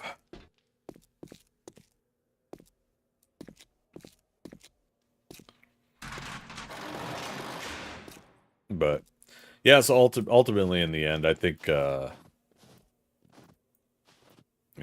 I'm pretty sure I'll end up coming across someone, maybe more than one someone's down the road. But which again, I still laugh at this one person 3 or 4 years ago. I was like, wait, you're polyamorous? I'm like, yeah. They're like, but you're single. I'm like, yeah, but still, you know, still poly. You know, like I believe in, you know, non-monogamy for myself. And then they just like their brain just like completely like fried, you know, trying to understand like how could you be polyamorous if you're not with somebody? It's like because it's not about being someone and then with two someones and now you're polyamorous. It's like no, I just am. Oops, that was close. You know that's the type of, you know, relationship type that I believe in for myself. Again, not that I feel everybody should be. And but yeah, it just blows me away. Like I get it, you know, because then it becomes about numbers for them. Like I have to find now two people or more, And I was like, no, I don't have to. I could still just be with one person. But the thing is, it's like inherently, I'm always still going to be a polyamorous person. So yeah, I found that kind of hilarious when that conversation happened. It's not for everybody, you know. Last thing I'll try to do is convince somebody that's very obviously a monogamous person. Can't even say the word. No. But yeah, no, somebody that's obviously monogamous should not be forced into a non-monogamous situation. Can't stand the thought of someone having to do that. All right. So structurally, we're gonna get most of this done here. I hate to say it, and it does follow suit with the person I am, but I'm just not feeling like working on the shoulders tonight. And through just casually talking about stuff, this is a little bit easier because there is a structure in place that is definite. The blocks being every 9 to 10 spaces, depending on where it's at. That's the 6 wide spaces, but this is all mathematically comfortable in my brain while I'm chit-chatting about topics that are on my mind, versus if I had to... Ooh, we almost fell. If I had to if I have to work on the shoulders, we're gonna have to like really get into it, like finding the shapes and everything just right to get the shoulders to the neck and the collar and everything. But that does have to get done soon.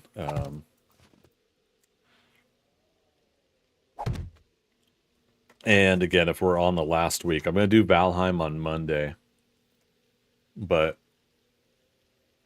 I was thinking about doing Minecraft on Tuesday, but I might have only Tuesday and Wednesday to work on this some more. So.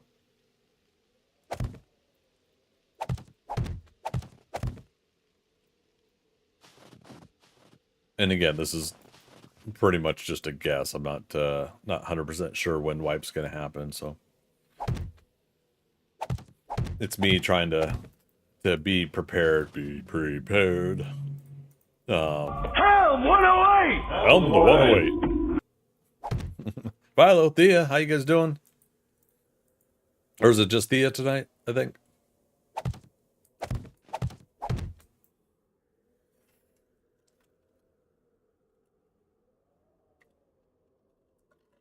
Oh, excuse me. It is both. Okay. Hello to both. How you guys doing tonight?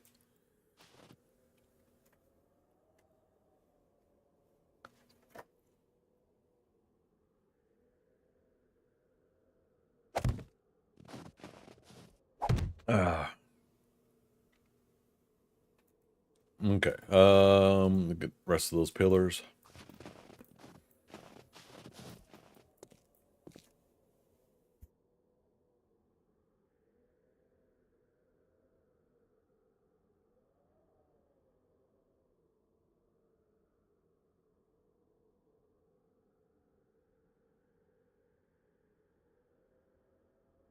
I'm finishing up some food.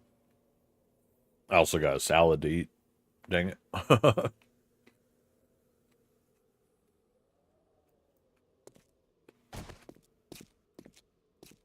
I said dang it because I don't want to chop food on the mic. Morning. Hello, good morning to you too. Philo with the busy days, and today and yesterday, tomorrow is family get together. So afternoons, prepare. Oh yeah, you're prepping food to bring. Now kick back for some Greg watching. Nice. I hear he's a swell fella. And Hirlo, how you been, man? Been a hot minute. Good to see you.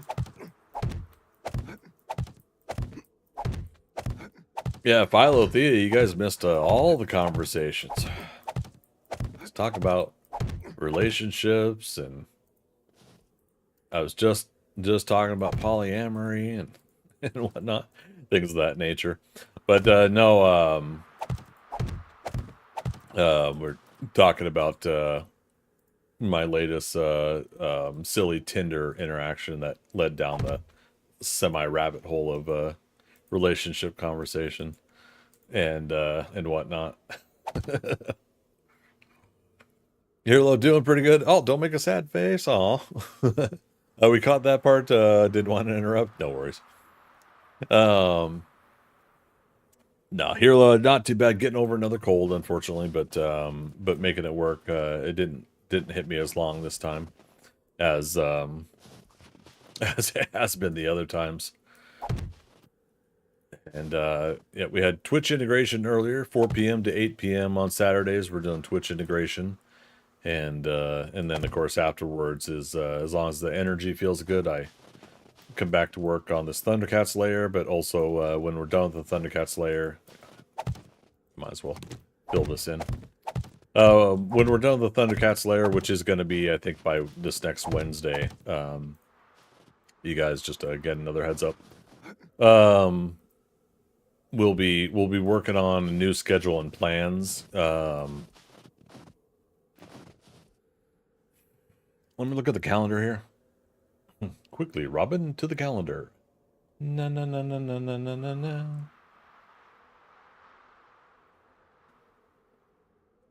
All right.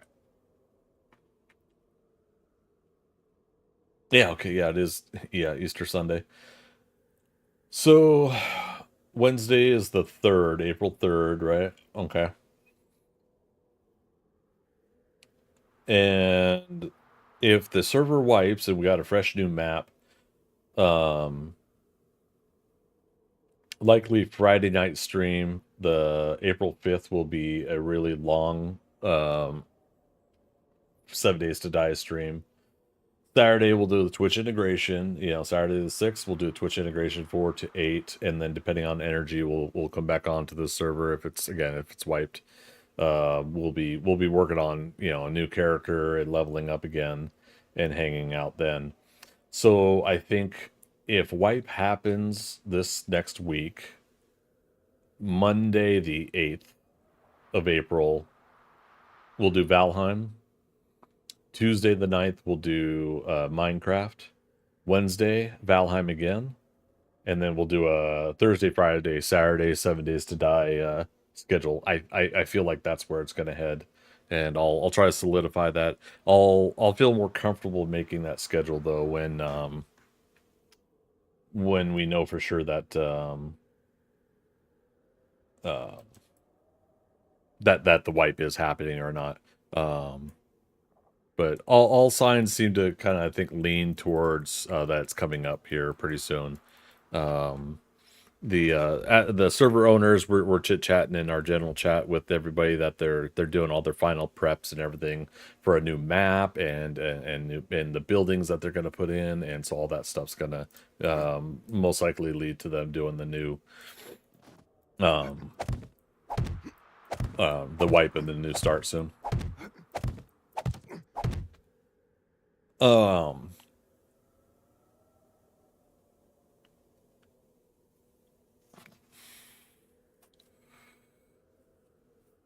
Wait, what's that, Dexter?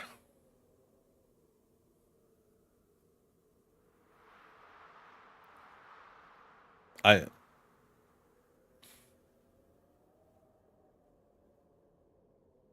not sure what you mean. Don't forget to read your last comment for yourself, at least. Yeah, I'm not sure what that means. Okay.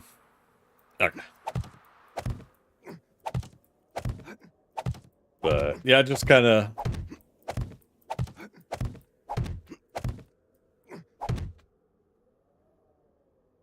the last thing you said, see, it works.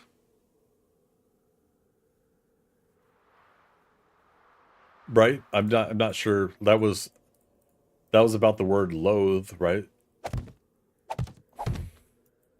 I'm not sure. I'm not sure what that applies.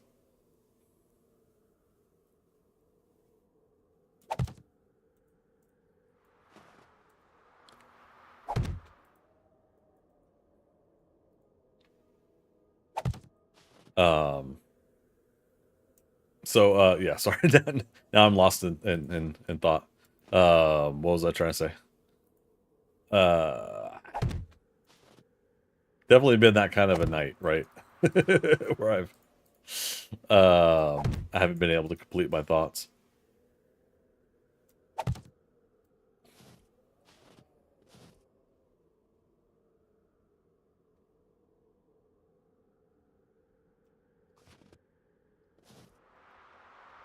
Yeah, I'm worried that you know the context of what you're talking about, Dexter, but I don't.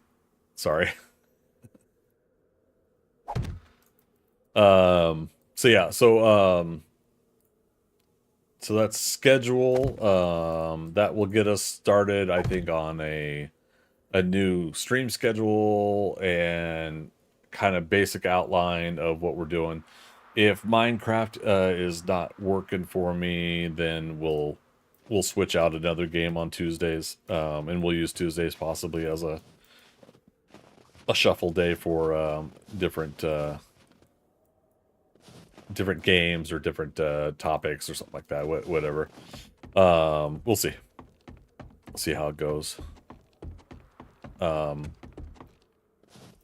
might be doing a drawing stream late tomorrow night. And that's kind of on an arbitrary whim. I was thinking last night about this and feeling a little bit more today too. So we'll see how it goes.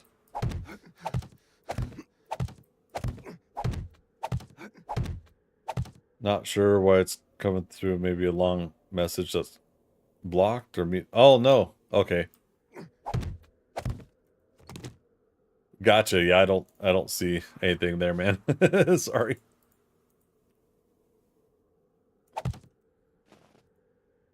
Nah, no worries. If you need to, Dexter, feel free to get some rest, man. We can catch up later.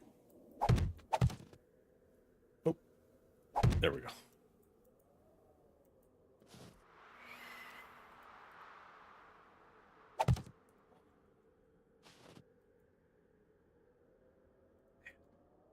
Sucks like... I feel like it doesn't place some of these blocks because it thinks that you're standing on that space above it, and therefore it won't let you place a block. But you're not standing on that place above it because you're on the other block that you're hanging on to. So I guess, in a way, you're in two places at once or something. DMD for later. It was a personal thing. Maybe best, so... Oh, yeah. The one thing I still never see is Twitch DMs. Oh no, I see one on Discord. Okay, yeah, I'll catch up on it later, man. Love you, brother. Yeah, you take care, man. It's good to catch up with you. You and Tink, take care. Have an absolutely wonderful rest of your night. Okay.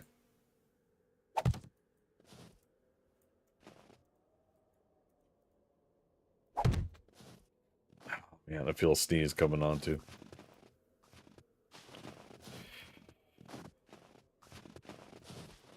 He had it coming. Da da da da da da da da.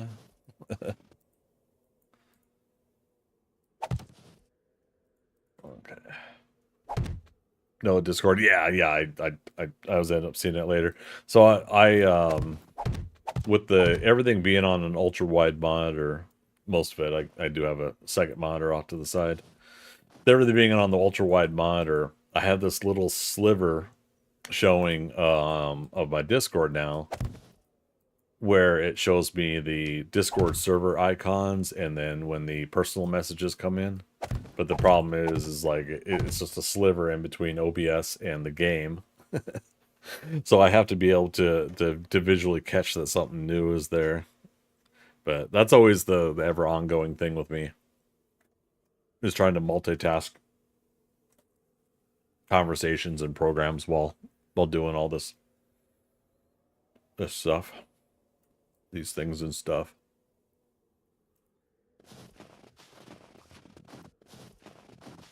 So yeah, drawing stream tomorrow. I think I definitely really need to... I need to roll in a frequent sketch session at the very least, once a week. and then if I could do more than that, build up to that, that'll be even better, obviously. But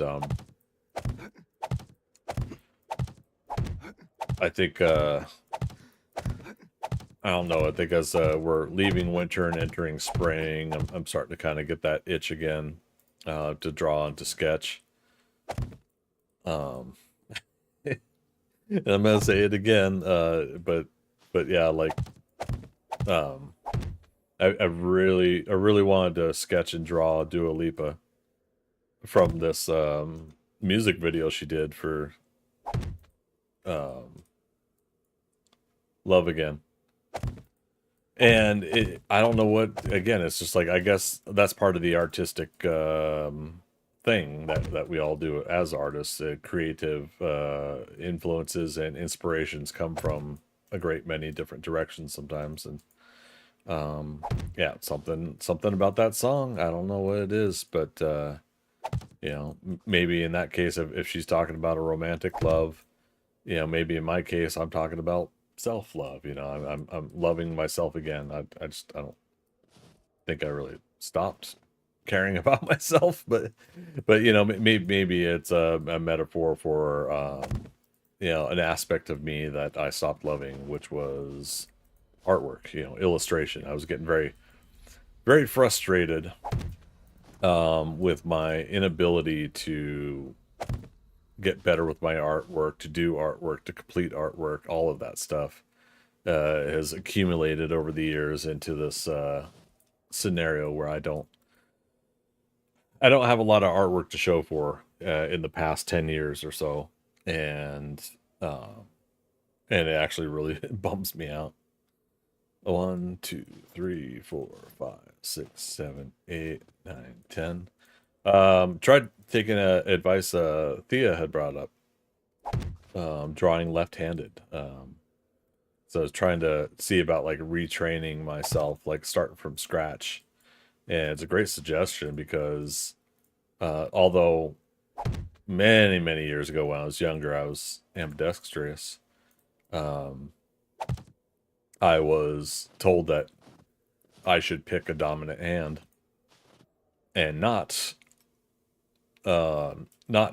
use both hands for all the things I was trying to always do. And like it kills me. I listen to that, but you know, so for the most part, I started going left-handed when I was picking something, and then something moved me towards right-handed. And I think that was also because it was the why would you choose left-handed if you could choose right-handed? You know, everything's right-handed. I'm just kind of like, you know, it was that desire to start pushing back at that point. You know, like I don't like that rule. You should. It always rubs me the wrong way when people say that to me. But ultimately, I ended up, yeah, just saying, okay, fine, you know. And I started drawing at that early age in elementary school, right-handed. But I would do some finished completion work, like my wrist would get tired from drawing, and I would you know, switch, put the pencil in the other hand, and do finished work. But like my real dominant years, middle school into high school, and then becoming an adult, I was always just doing it right-handed because it was like I picked it, we did it, here we go, you know. And so, anyways, one of my ideas I thought was like, well, what if I just start over from scratch? Is that possible? To just try to retrain myself from beginner steps to draw again, instead of just kind of diving right into big projects and getting discouraged and burnt out. And so yeah, so that's where the suggestion of like if retraining yourself, why not do it from a fresh perspective, left-handed? And you know, I did like that idea. So when I started to do it, I got really upset. You know, both of us too. I was gonna say I think I remembered Philo ambidextrous, but Thea, you as well.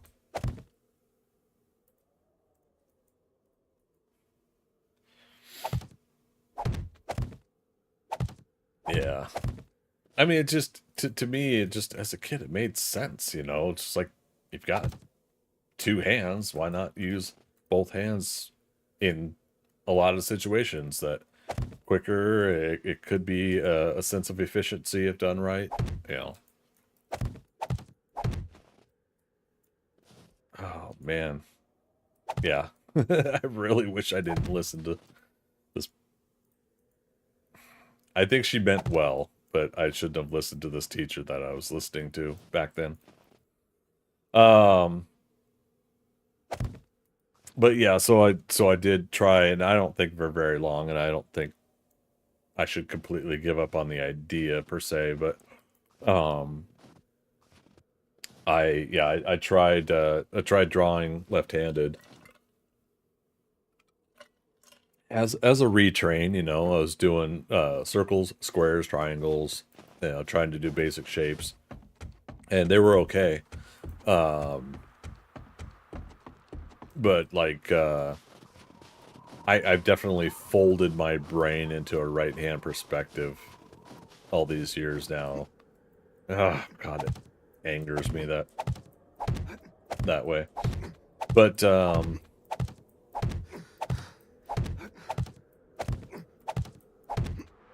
yeah, I need to fight for it. I need to really do something that lights a fire under my ass and makes me want to see it through to completion and retrain, build myself back up, and then take my artwork to that next level. It's like I hate being on the cusp of it this whole time. I hate telling people that I'm an illustrator. I mean, we did my cat girl over there on a live stream, and you know, something about it like worked, you know, and I'm not putting myself down for at least accomplishing that, but you know, I think it's been a year since I drew that, you know, now that I think about it, and it's crazy because that means that I haven't really drawn much of anything since. I don't remember the last time we did a drawing stream. So yeah, I need to find something that works and then expand upon it for me. Um, so I might do a frustrating art stream tomorrow night. At least a couple hours. I don't know. For those that haven't been here for the art streams, I'd be working on a digital um, tablet monitor.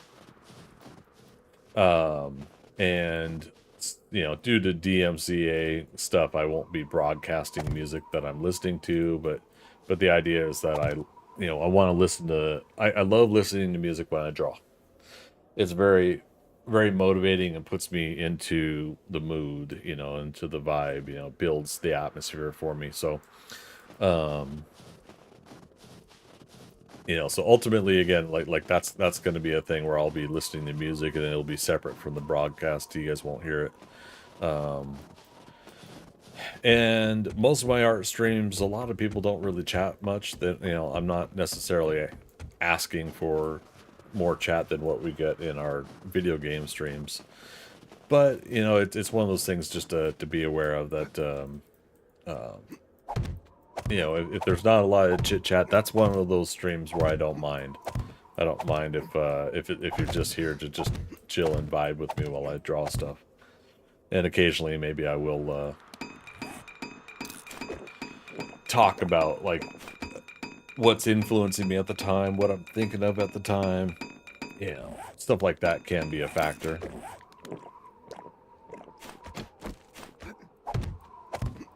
But yeah, if I could find a way down the road to do regular art streams, I will.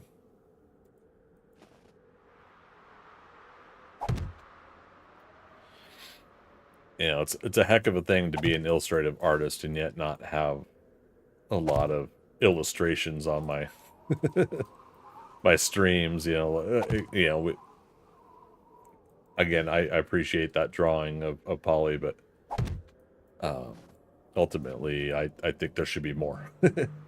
I should be able to find a way to rotate through some of my artwork and stuff like that, a gallery or some sort of way to share new stuff with you guys. And you know, find a way to incorporate that. Make it a thing, because it is something that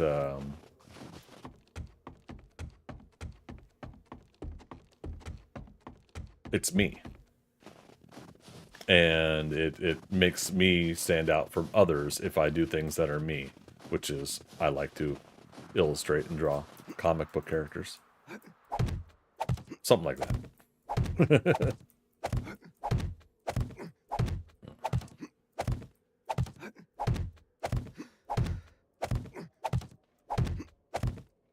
Oh goodness. This no caffeine thing is for the birds.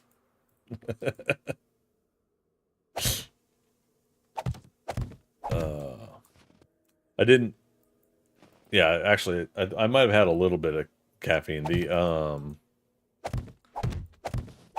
Well, I know I had sugar, that's for sure. The sweet tea that I got with my chicken earlier from lunch, from Church's Chicken, was it's got. I'm pretty sure that tea has caffeine in it. If not, I'd psyched myself into thinking it did.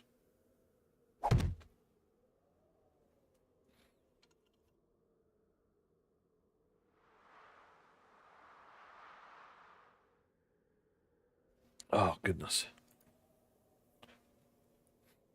But yeah, the Crystal Light's definitely been a great alternative to come back to again. I was gonna get some more Zevia Cola.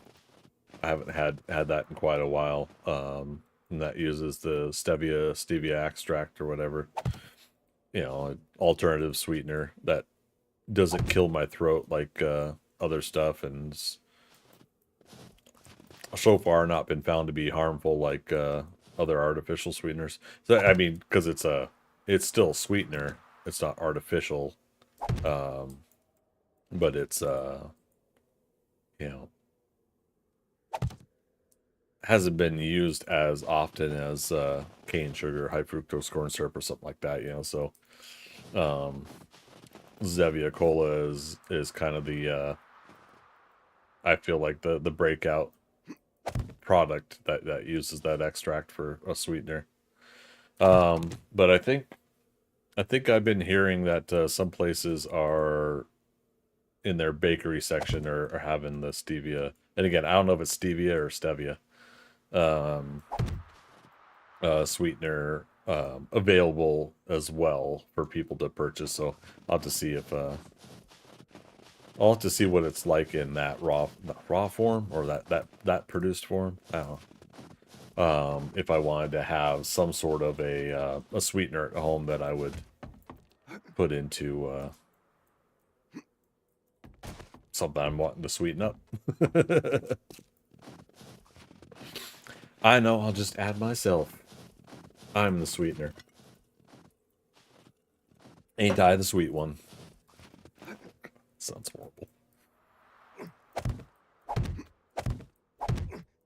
Oh, what are people talking about on the server?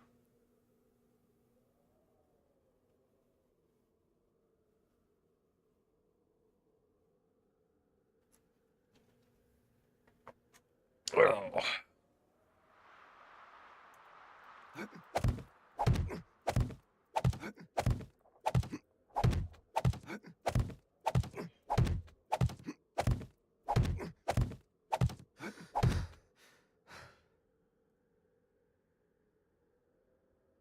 Oh, okay. Some of the conversations that people are having about a land claim block situation. Being that we're in that stage of the server being wiped any weekend now, then I don't think the admins have been doing land claim block cleanup, so open bases are technically open now, and people are new people that are still joining, even though it's been 2,000 days on the server. New people are getting into stuff they probably shouldn't get into.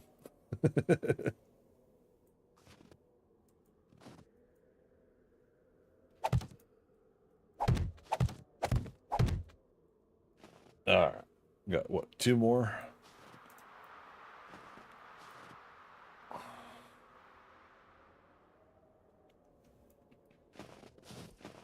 right, I think I'm gonna cut the stream at midnight. That's about 40 minutes, 40 minutes from now. Just a heads up, everybody.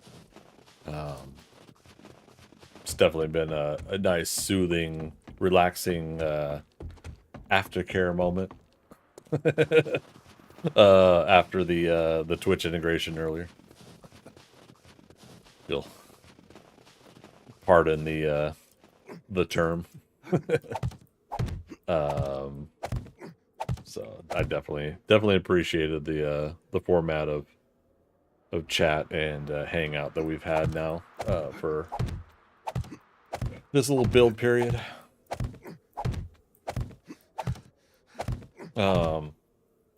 We were talking earlier about the house down payment goal. For those that were asking before, again, that is updated middle of the month.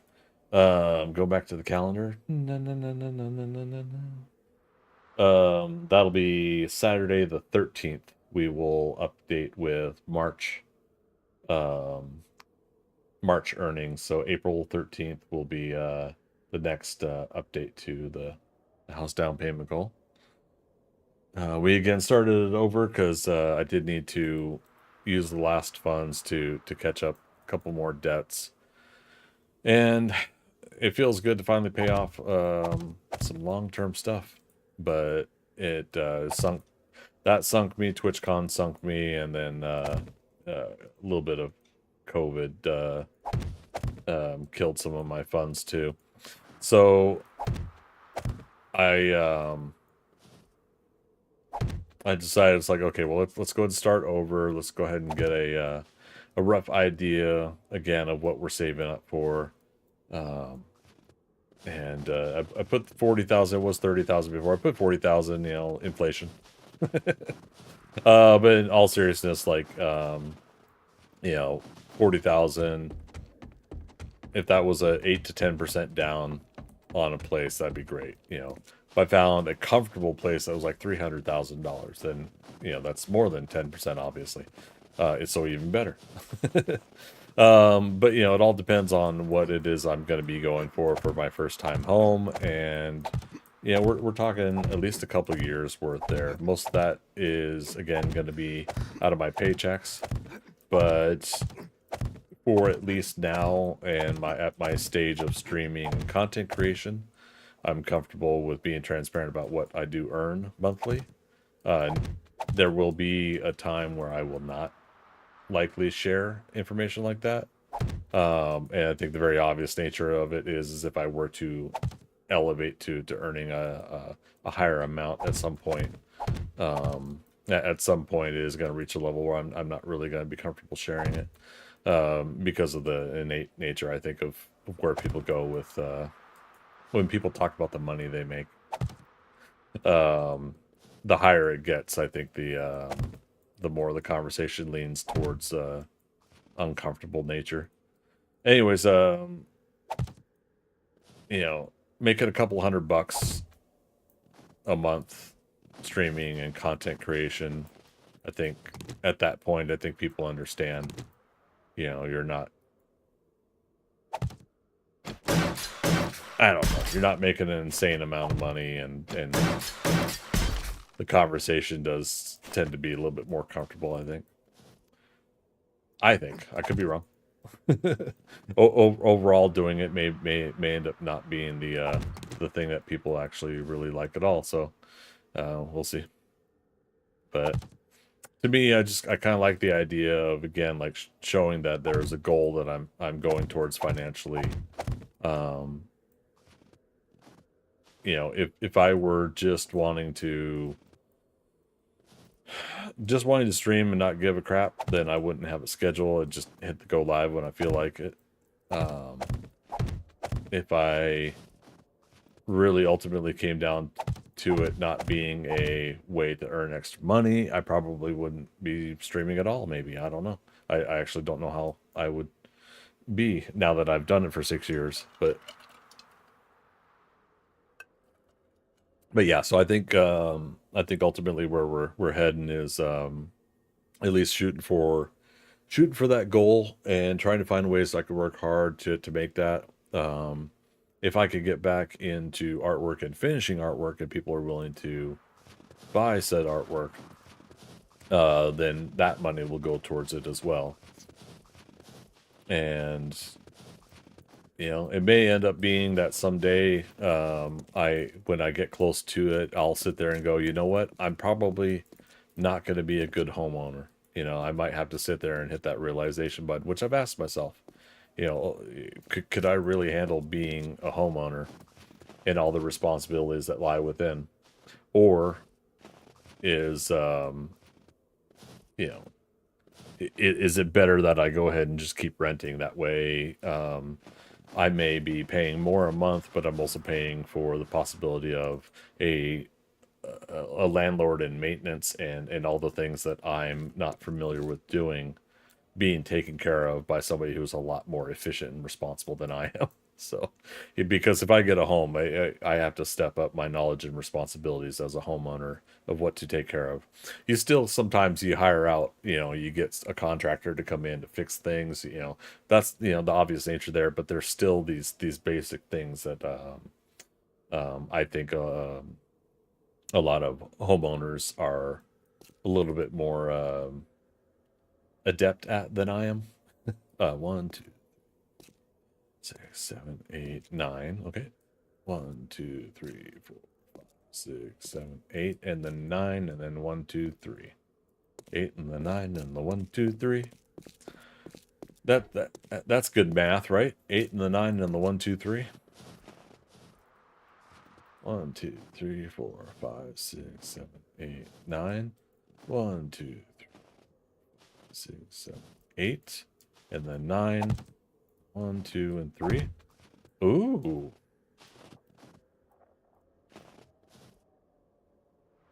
Is that partially why I had issues with... No. Can't be. It's me. Who is this imposter? It's Peter Flockin' Flying Pan. Okay, let's try this again. 1, 2, 3, 4, 5, 6, 7, 8, 9 is the pillar. After the pillar, 1, 2, 3, 4, 5, 6, 7, 8, and 9 is the wall. Part of the wall, 1, 2, 3.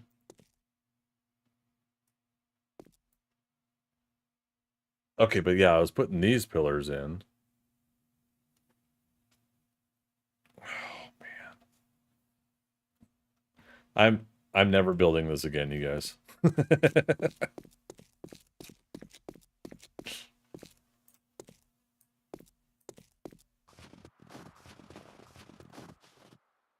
Okay, after the pillar. 1, 2, 3, 4, 5, 6, 7, 8, 9, 10, 11. Oh, wait, because this one also is not 3.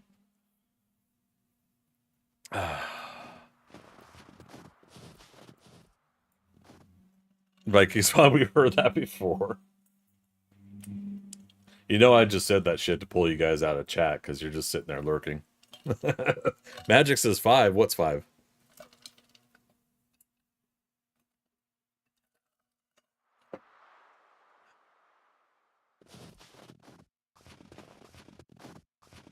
This is 5.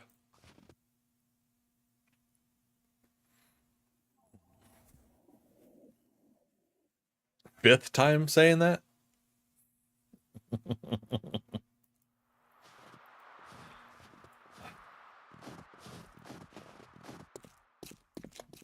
Oh, no worries. No, I mean, just like this with this scenario, the difference here, oh God, I hate even saying it that way. But the difference here is just like there's some aspects of this build now that I'm fed up with, but it's easier to be fed up and say that because I'm so happy with what we've been able to get done on the front and the head and everything like that.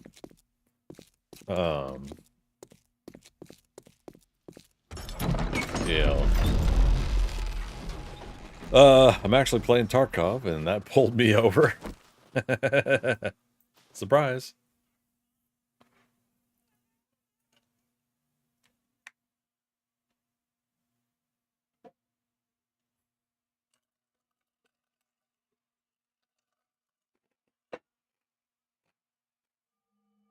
You kids in your disco music. Spawn vulture horde. Hey now. Yeah, no, here's the thing, that this is what's gonna make or break me really, is the neck. The neck to the shoulder, and us taking away, you know, then I'll take away the scaffolding, you know, and ultimately, like at that point, I like what we have been able, and I, you guys can't see it, but I'm hoping the fog will free up as I stand here and talk about it. But it just feels different this time, you know. It feels good. I guess is the point. What doesn't feel good is that back end, which we had done a couple different times, several different times, right? And that's all I had done. I just at least made that base block in the back there and whatnot. I never got the head, you know, the chest and the neck and everything like that. And the only reason I was wanting to do this build again in the first place, again, is because I thought this winter was going to be different as far as schedule goes. Why was I wrong? There we go. Look at that. Fog's cleared up.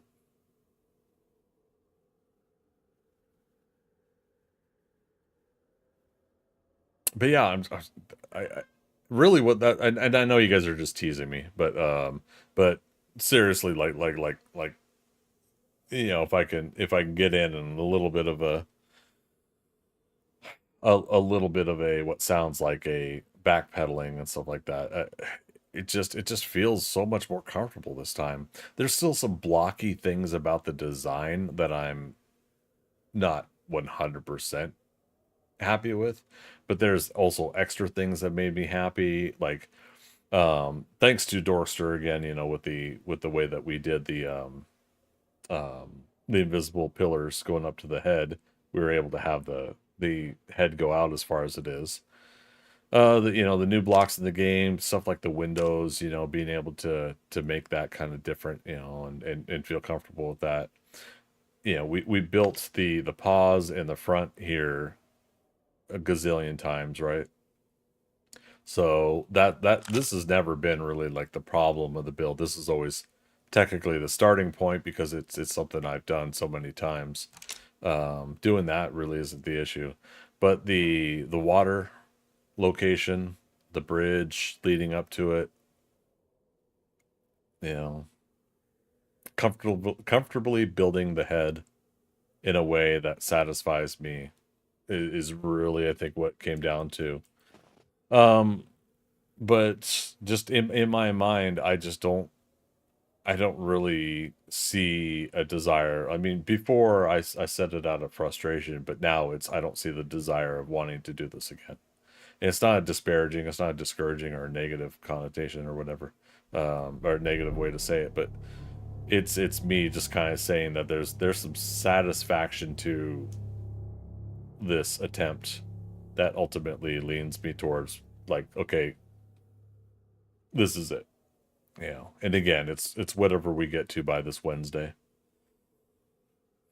And I think, yeah, so I think that Thursday, that means I'll be able to record my tour video walkthrough, which won't be too long because honestly, while this is a big build, the amount of interior decorating that could have gone into this wasn't accomplished. But that's not my goal, and that's not my desire. But that was one of those bonus situations that if I could have gotten to it, then I would have gotten to a lot more interior work as well.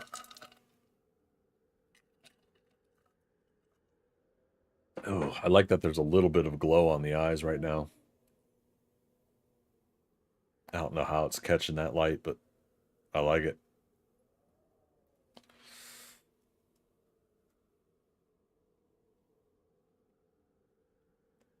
Yeah. Definitely a fun build this time around. We've had fun the other times too, but you know, I think when some real life stuff gets in the way, it's hard to see a project like this through when you're someone like me who has a horrible time finishing projects in the first place. Oh, I was like, where's Cluck Norris? Hmm.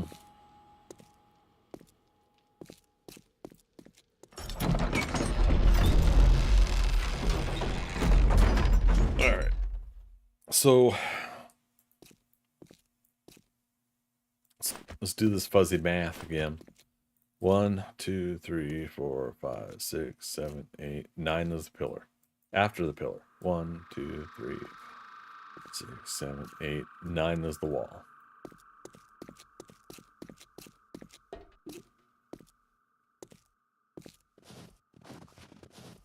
One, two, 1, 2, 3, 4, 5, 6, 7, 8, 9 is the pillar. 1, 2, 3, 4, 5, 6, 7, 8, 9 is the wall. So technically, there's supposed to be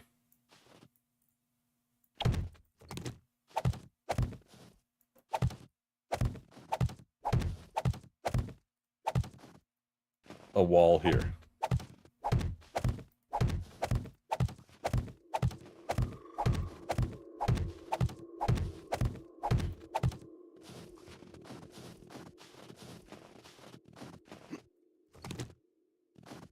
And by what we put in here, it makes it 4 thick instead of 3 thick. But we saw down below that there was a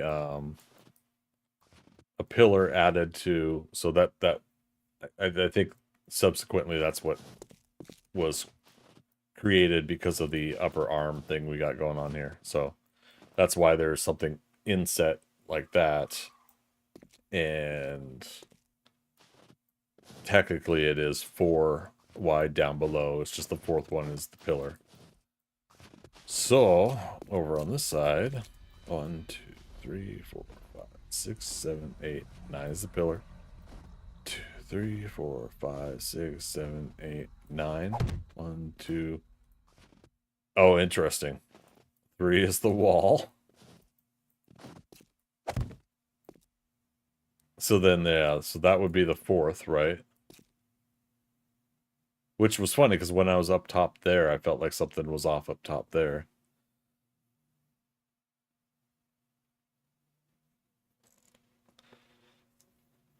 See you all on the sober side. Dexter, take care. Get some rest. We'll catch you on that flip side, man.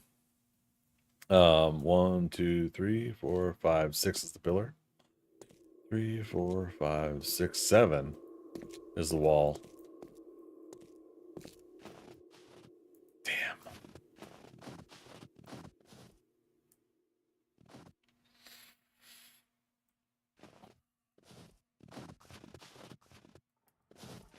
That's gonna be off or something.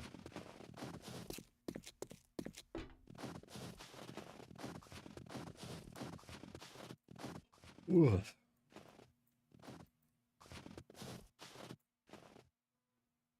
1, 1, 2, 3, 5, 2, 3, 4, 5, 6. 2, 3, 4, 5, 6. I believe. See if there's a pillar right below this. If we done math correctly. No, it's off by 1. Okay. So I think that explains why in some cases this left side of the build was having a little bit of issues.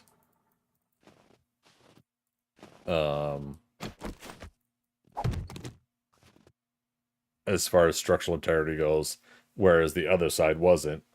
Some things were placed differently, it looks like.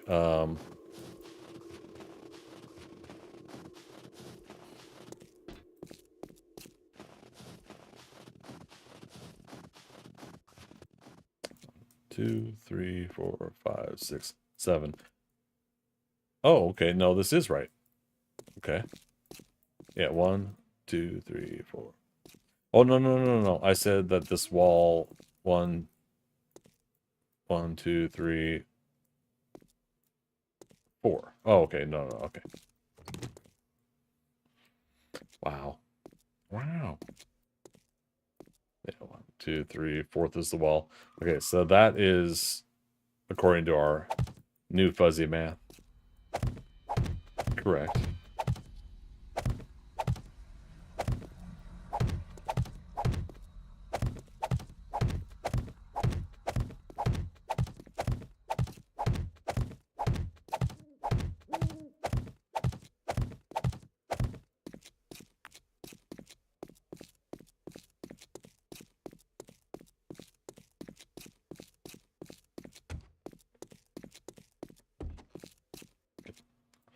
Two, 3, 4, 5, 6, 7 is the pillar.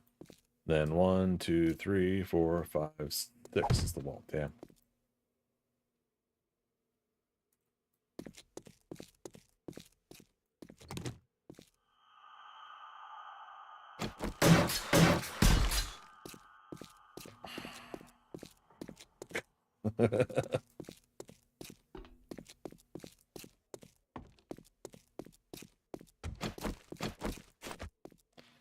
One, 2, 3, 4, 5, 6, 7 is the pillar. 1, 2, 3, 5, 6, 7th is the wall. Okay. Why did I think it was 6? I think it's because it's late and cough medicine and 5, 6, 7 is the pillar. 1, 2, 3, 4, 5, 6, 7th is the wall. Okay. Okie dokie.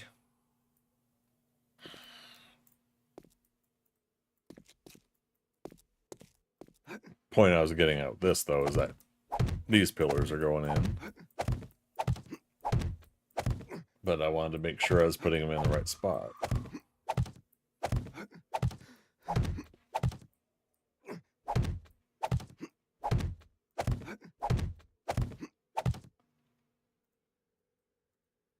Ooh.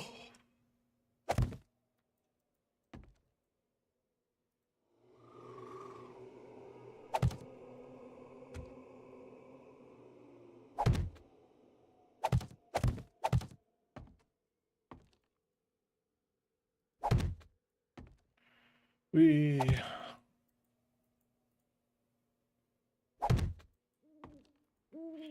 Cause I'm just a teenage dirtbag baby. Why do I have that song in my head now? That's not Dua Lipa. Yet.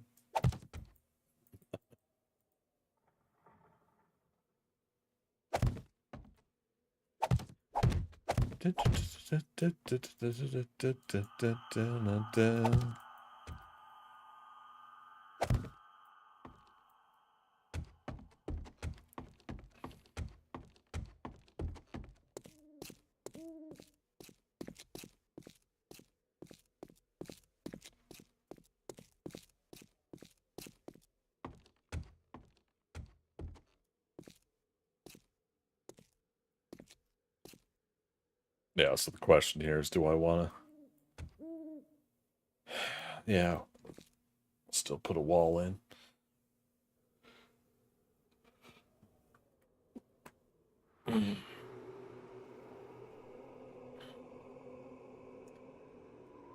Although, again, since now we know about the invisible pillars, if we were to rebuild this again, no, no, no, no, no, no.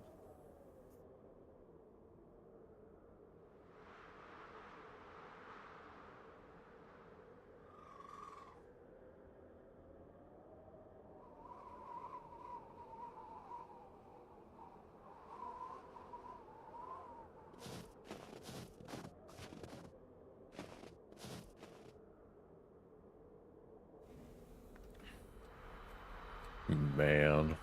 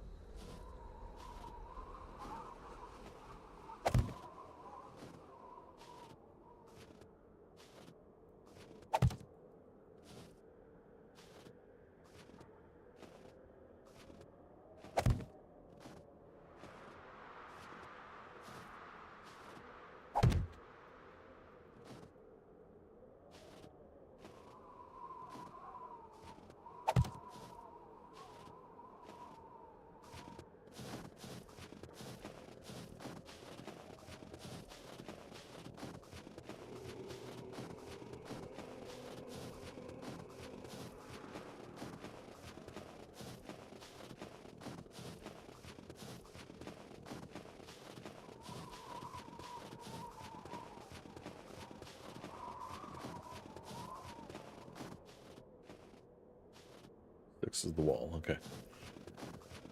Again, making sure some of this stuff is lining up accurately.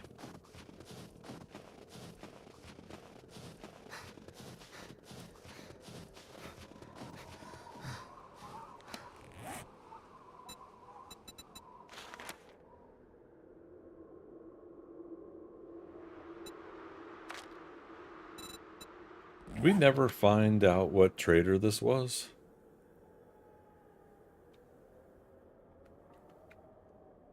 Like, it won't tell me the return to trader. It's selected quest does not have a location to show. Never did find out what happened to that trader.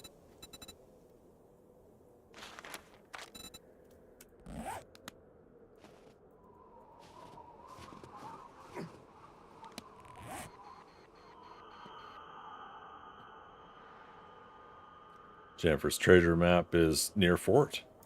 Convenient. I think I read it at Fort. I think I got it in the loot drop.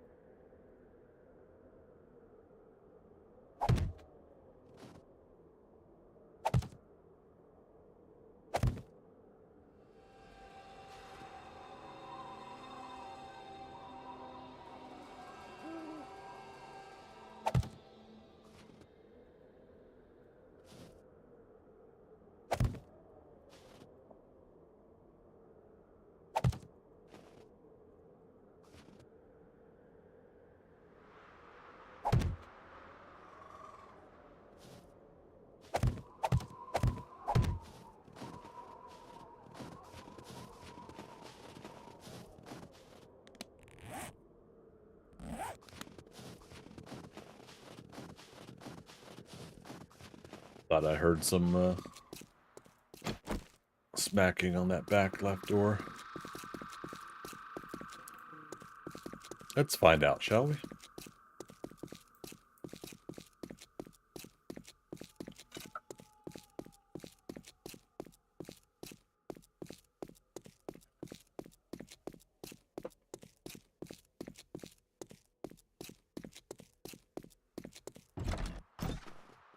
No? Interesting.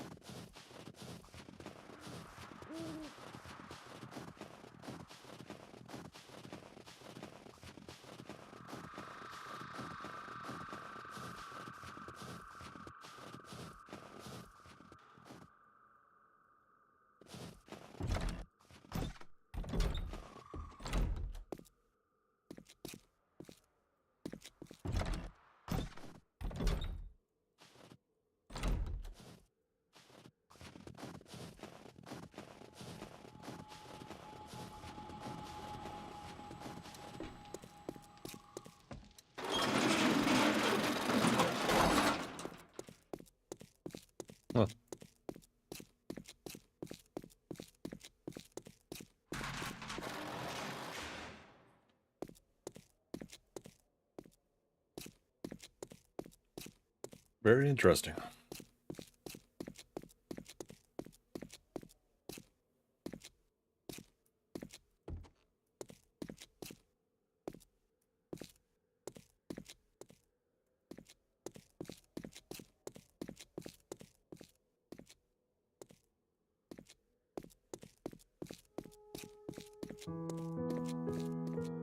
There's the morning chime. All right, let's go get that treasure map, just cause.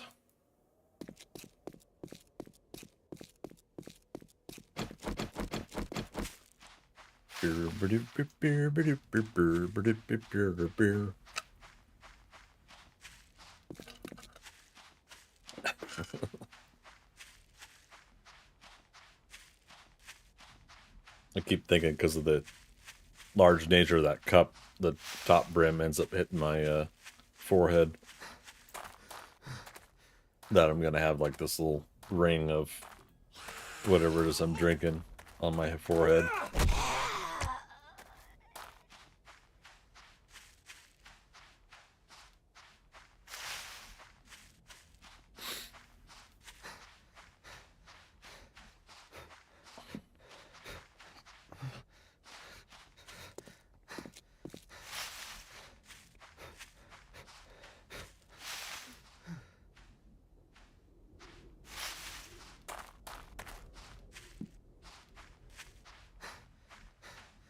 I like that cabin look.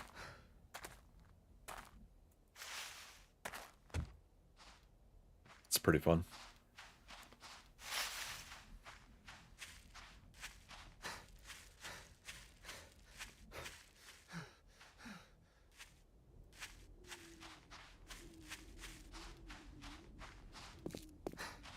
Oh, here we are. Switch to secret hyperjets. Switching to secret hyperjets. Buckle up back there. We're going into hyperactive.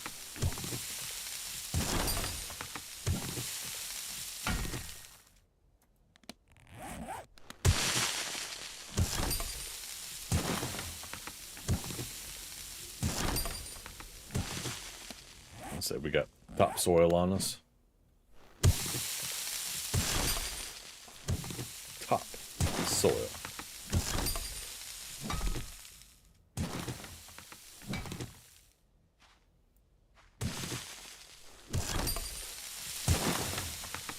Oh, there it is.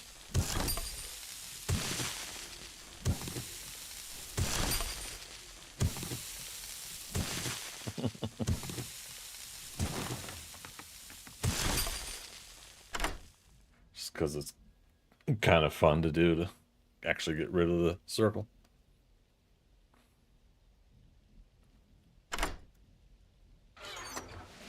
Holy ammo and 12,000 dukes. Nice. It's actually not bad. Topsoil. Woo. We get ourselves to the right position. Darn it. There. 1, 2, 3, and 4 is as if I was never here.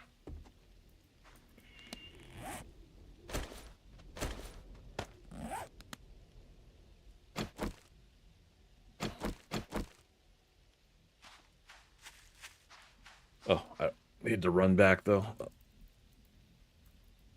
Teleport back.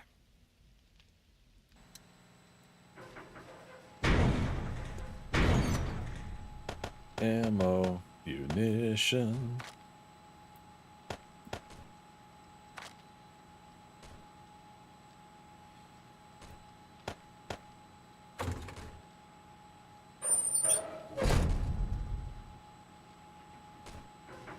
Collect bars, stop freaking out, man. You're freaking out, freaking me out. Your freaking out is freaking out. Whatever.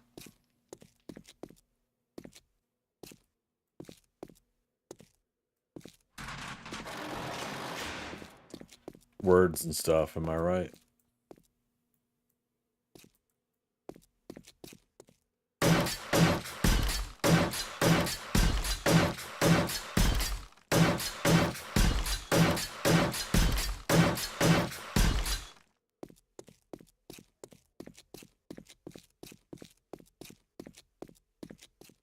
got that.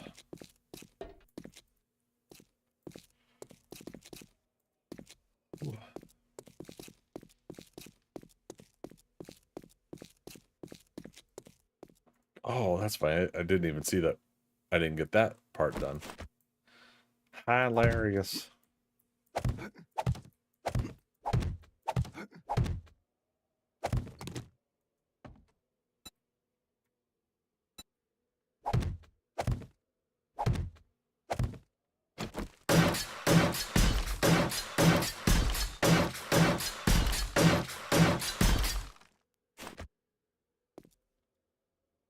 Shape and rotation.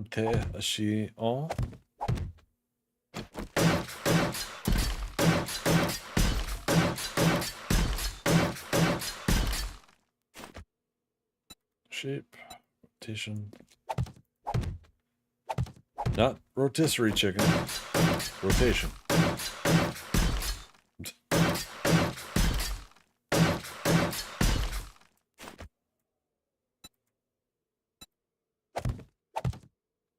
Alright, we're in the final stages. You guys closing up here in a couple of minutes. Use this time to thank y'all again for this wonderful evening. Again, got a little worked up during the Twitch integration, and it's just something I gotta work on a little bit more, I guess. Not let things get to me. But regardless, I still had fun with it. I think we had some fun conversations during that stream. And then likewise, coming over here, working on ThunderCats Lair. It was really nice to move then towards a kind of a more chillax environment. And you know, as always, I'd like to keep and maintain that kind of a stream if I can. Yeah, maybe someday I'll get into a little bit more hyperactive stuff, but for the most part, since I'm a chill person, I think I like to keep my streams chill as well. The supply crate spam was entertaining. I'm glad you're entertained. Truly, but yeah. Slight sense of sarcasm in there. No, I mean, hey, ultimately, again, that's what it's for, right? You know, people are wanting to spawn in stuff to help out. I really, truthfully can't get too upset about that. But I need to just continue to get better at not letting the sound and the action get to me, I think. I think the overall thing for me for Twitch integration is I do want to have a session where we get a lot more chat interactivity. Not just the Twitch integration, but the, you know, obviously the loading in things. I want people to feel comfortable doing that, regardless if it's helping or hindering my character, so...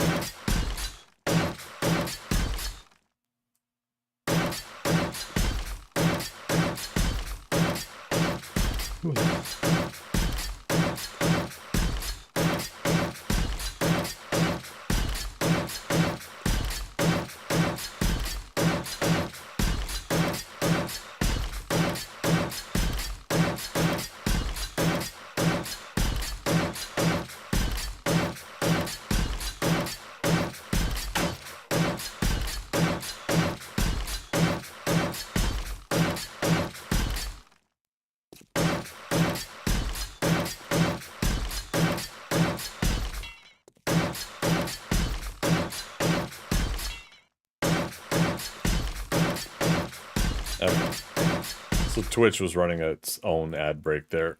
One out of my control, so I was holding up on the outro. But yeah, so ultimately, again, I'm gonna appreciate you guys no matter what, coming in, chit-chatting, hanging out. And the Twitch integration, I need to continue to try to adjust my responses to how the format is, and make it a continue to increase the friendliness and welcomeness environment of chat participation, whether it's actually doing stuff with the integration or just chit-chatting and hanging out during that time. Yeah, part of the reason I did want to get back to Twitch integration was because of that.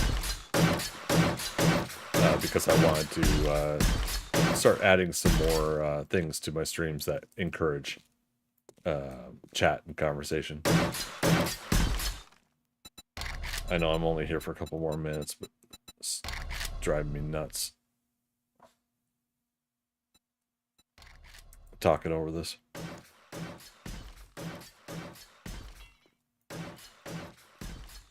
All right. So yeah, ultimately, yeah, we'll definitely be back next Saturday for more Twitch integration, and I think that'll be fun to continue that game. I think I'm gonna move the difficulty level up one notch, and make the zombies a little bit harder, and perhaps maybe after every horde night we increase the difficulty. Makes it roughly every 2 weeks or something like that. That would increase.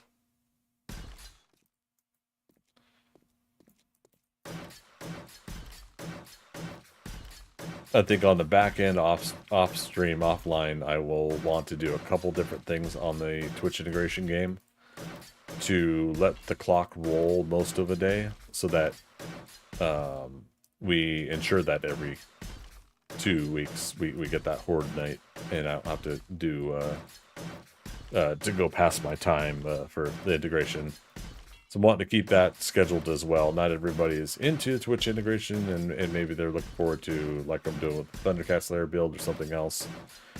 So they're sitting there waiting for us to finish the overtime stuff so they can come in for the later stream stuff. I don't know. You know, it's me just kind of trying to anticipate some of that stuff. So okay, there we go. It's midnight. I finished the 3 high part of this pillar. But again, we're down to the last few days of working on this. I wanted to make it this weekend, technically. But I was needing some time off, needed to get some rest, get some sleep, dodge this cold a little bit. And still ultimately ended up catching it. Yesterday was really the worst of it, I think, though. I'm feeling much better today. So not as much of a deal. But I think I'm going to get some rest tomorrow. We're going to look for a go live message, you guys. But maybe around 8 p.m. Eastern Daylight Time. I do like a 2-hour stream. I'm definitely going to get some sleep, though. We're not going to stay up late on Sunday. And I'm going to start my Monday with some really good rest and knock out a whole bunch of stuff for work, so that we could have a good rest of the week next week, starting April's streams. So I think that'll be tons of fun. So once again, we'll try to wrap up ThunderCats Lair stuff and everything by this next Wednesday, and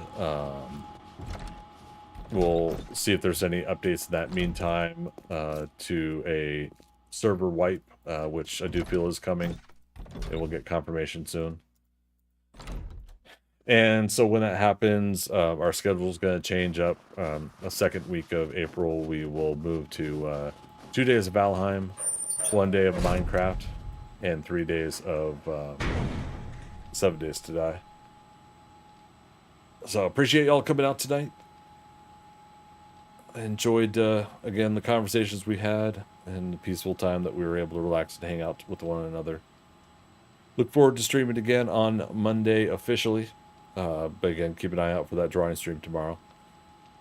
And we'll be back to Valheim and working on a little bit of everything on Valheim, so we'll see you then. Last but not least, as always, I'd like to thank the lurkers, people that don't chat when they come into streams. Never any obligation to do so. You come to my stream, you hang out, and no need to chat. But if it's because you don't have a topic of conversation, I do love talking about comic books, TV shows, movies, and of course, everything I'm streaming at the time. So I thank you all for coming out tonight. Appreciate every one of you, each and every one of you. I gotta build that cadence, right? And as always, we'll see you on the next adventure.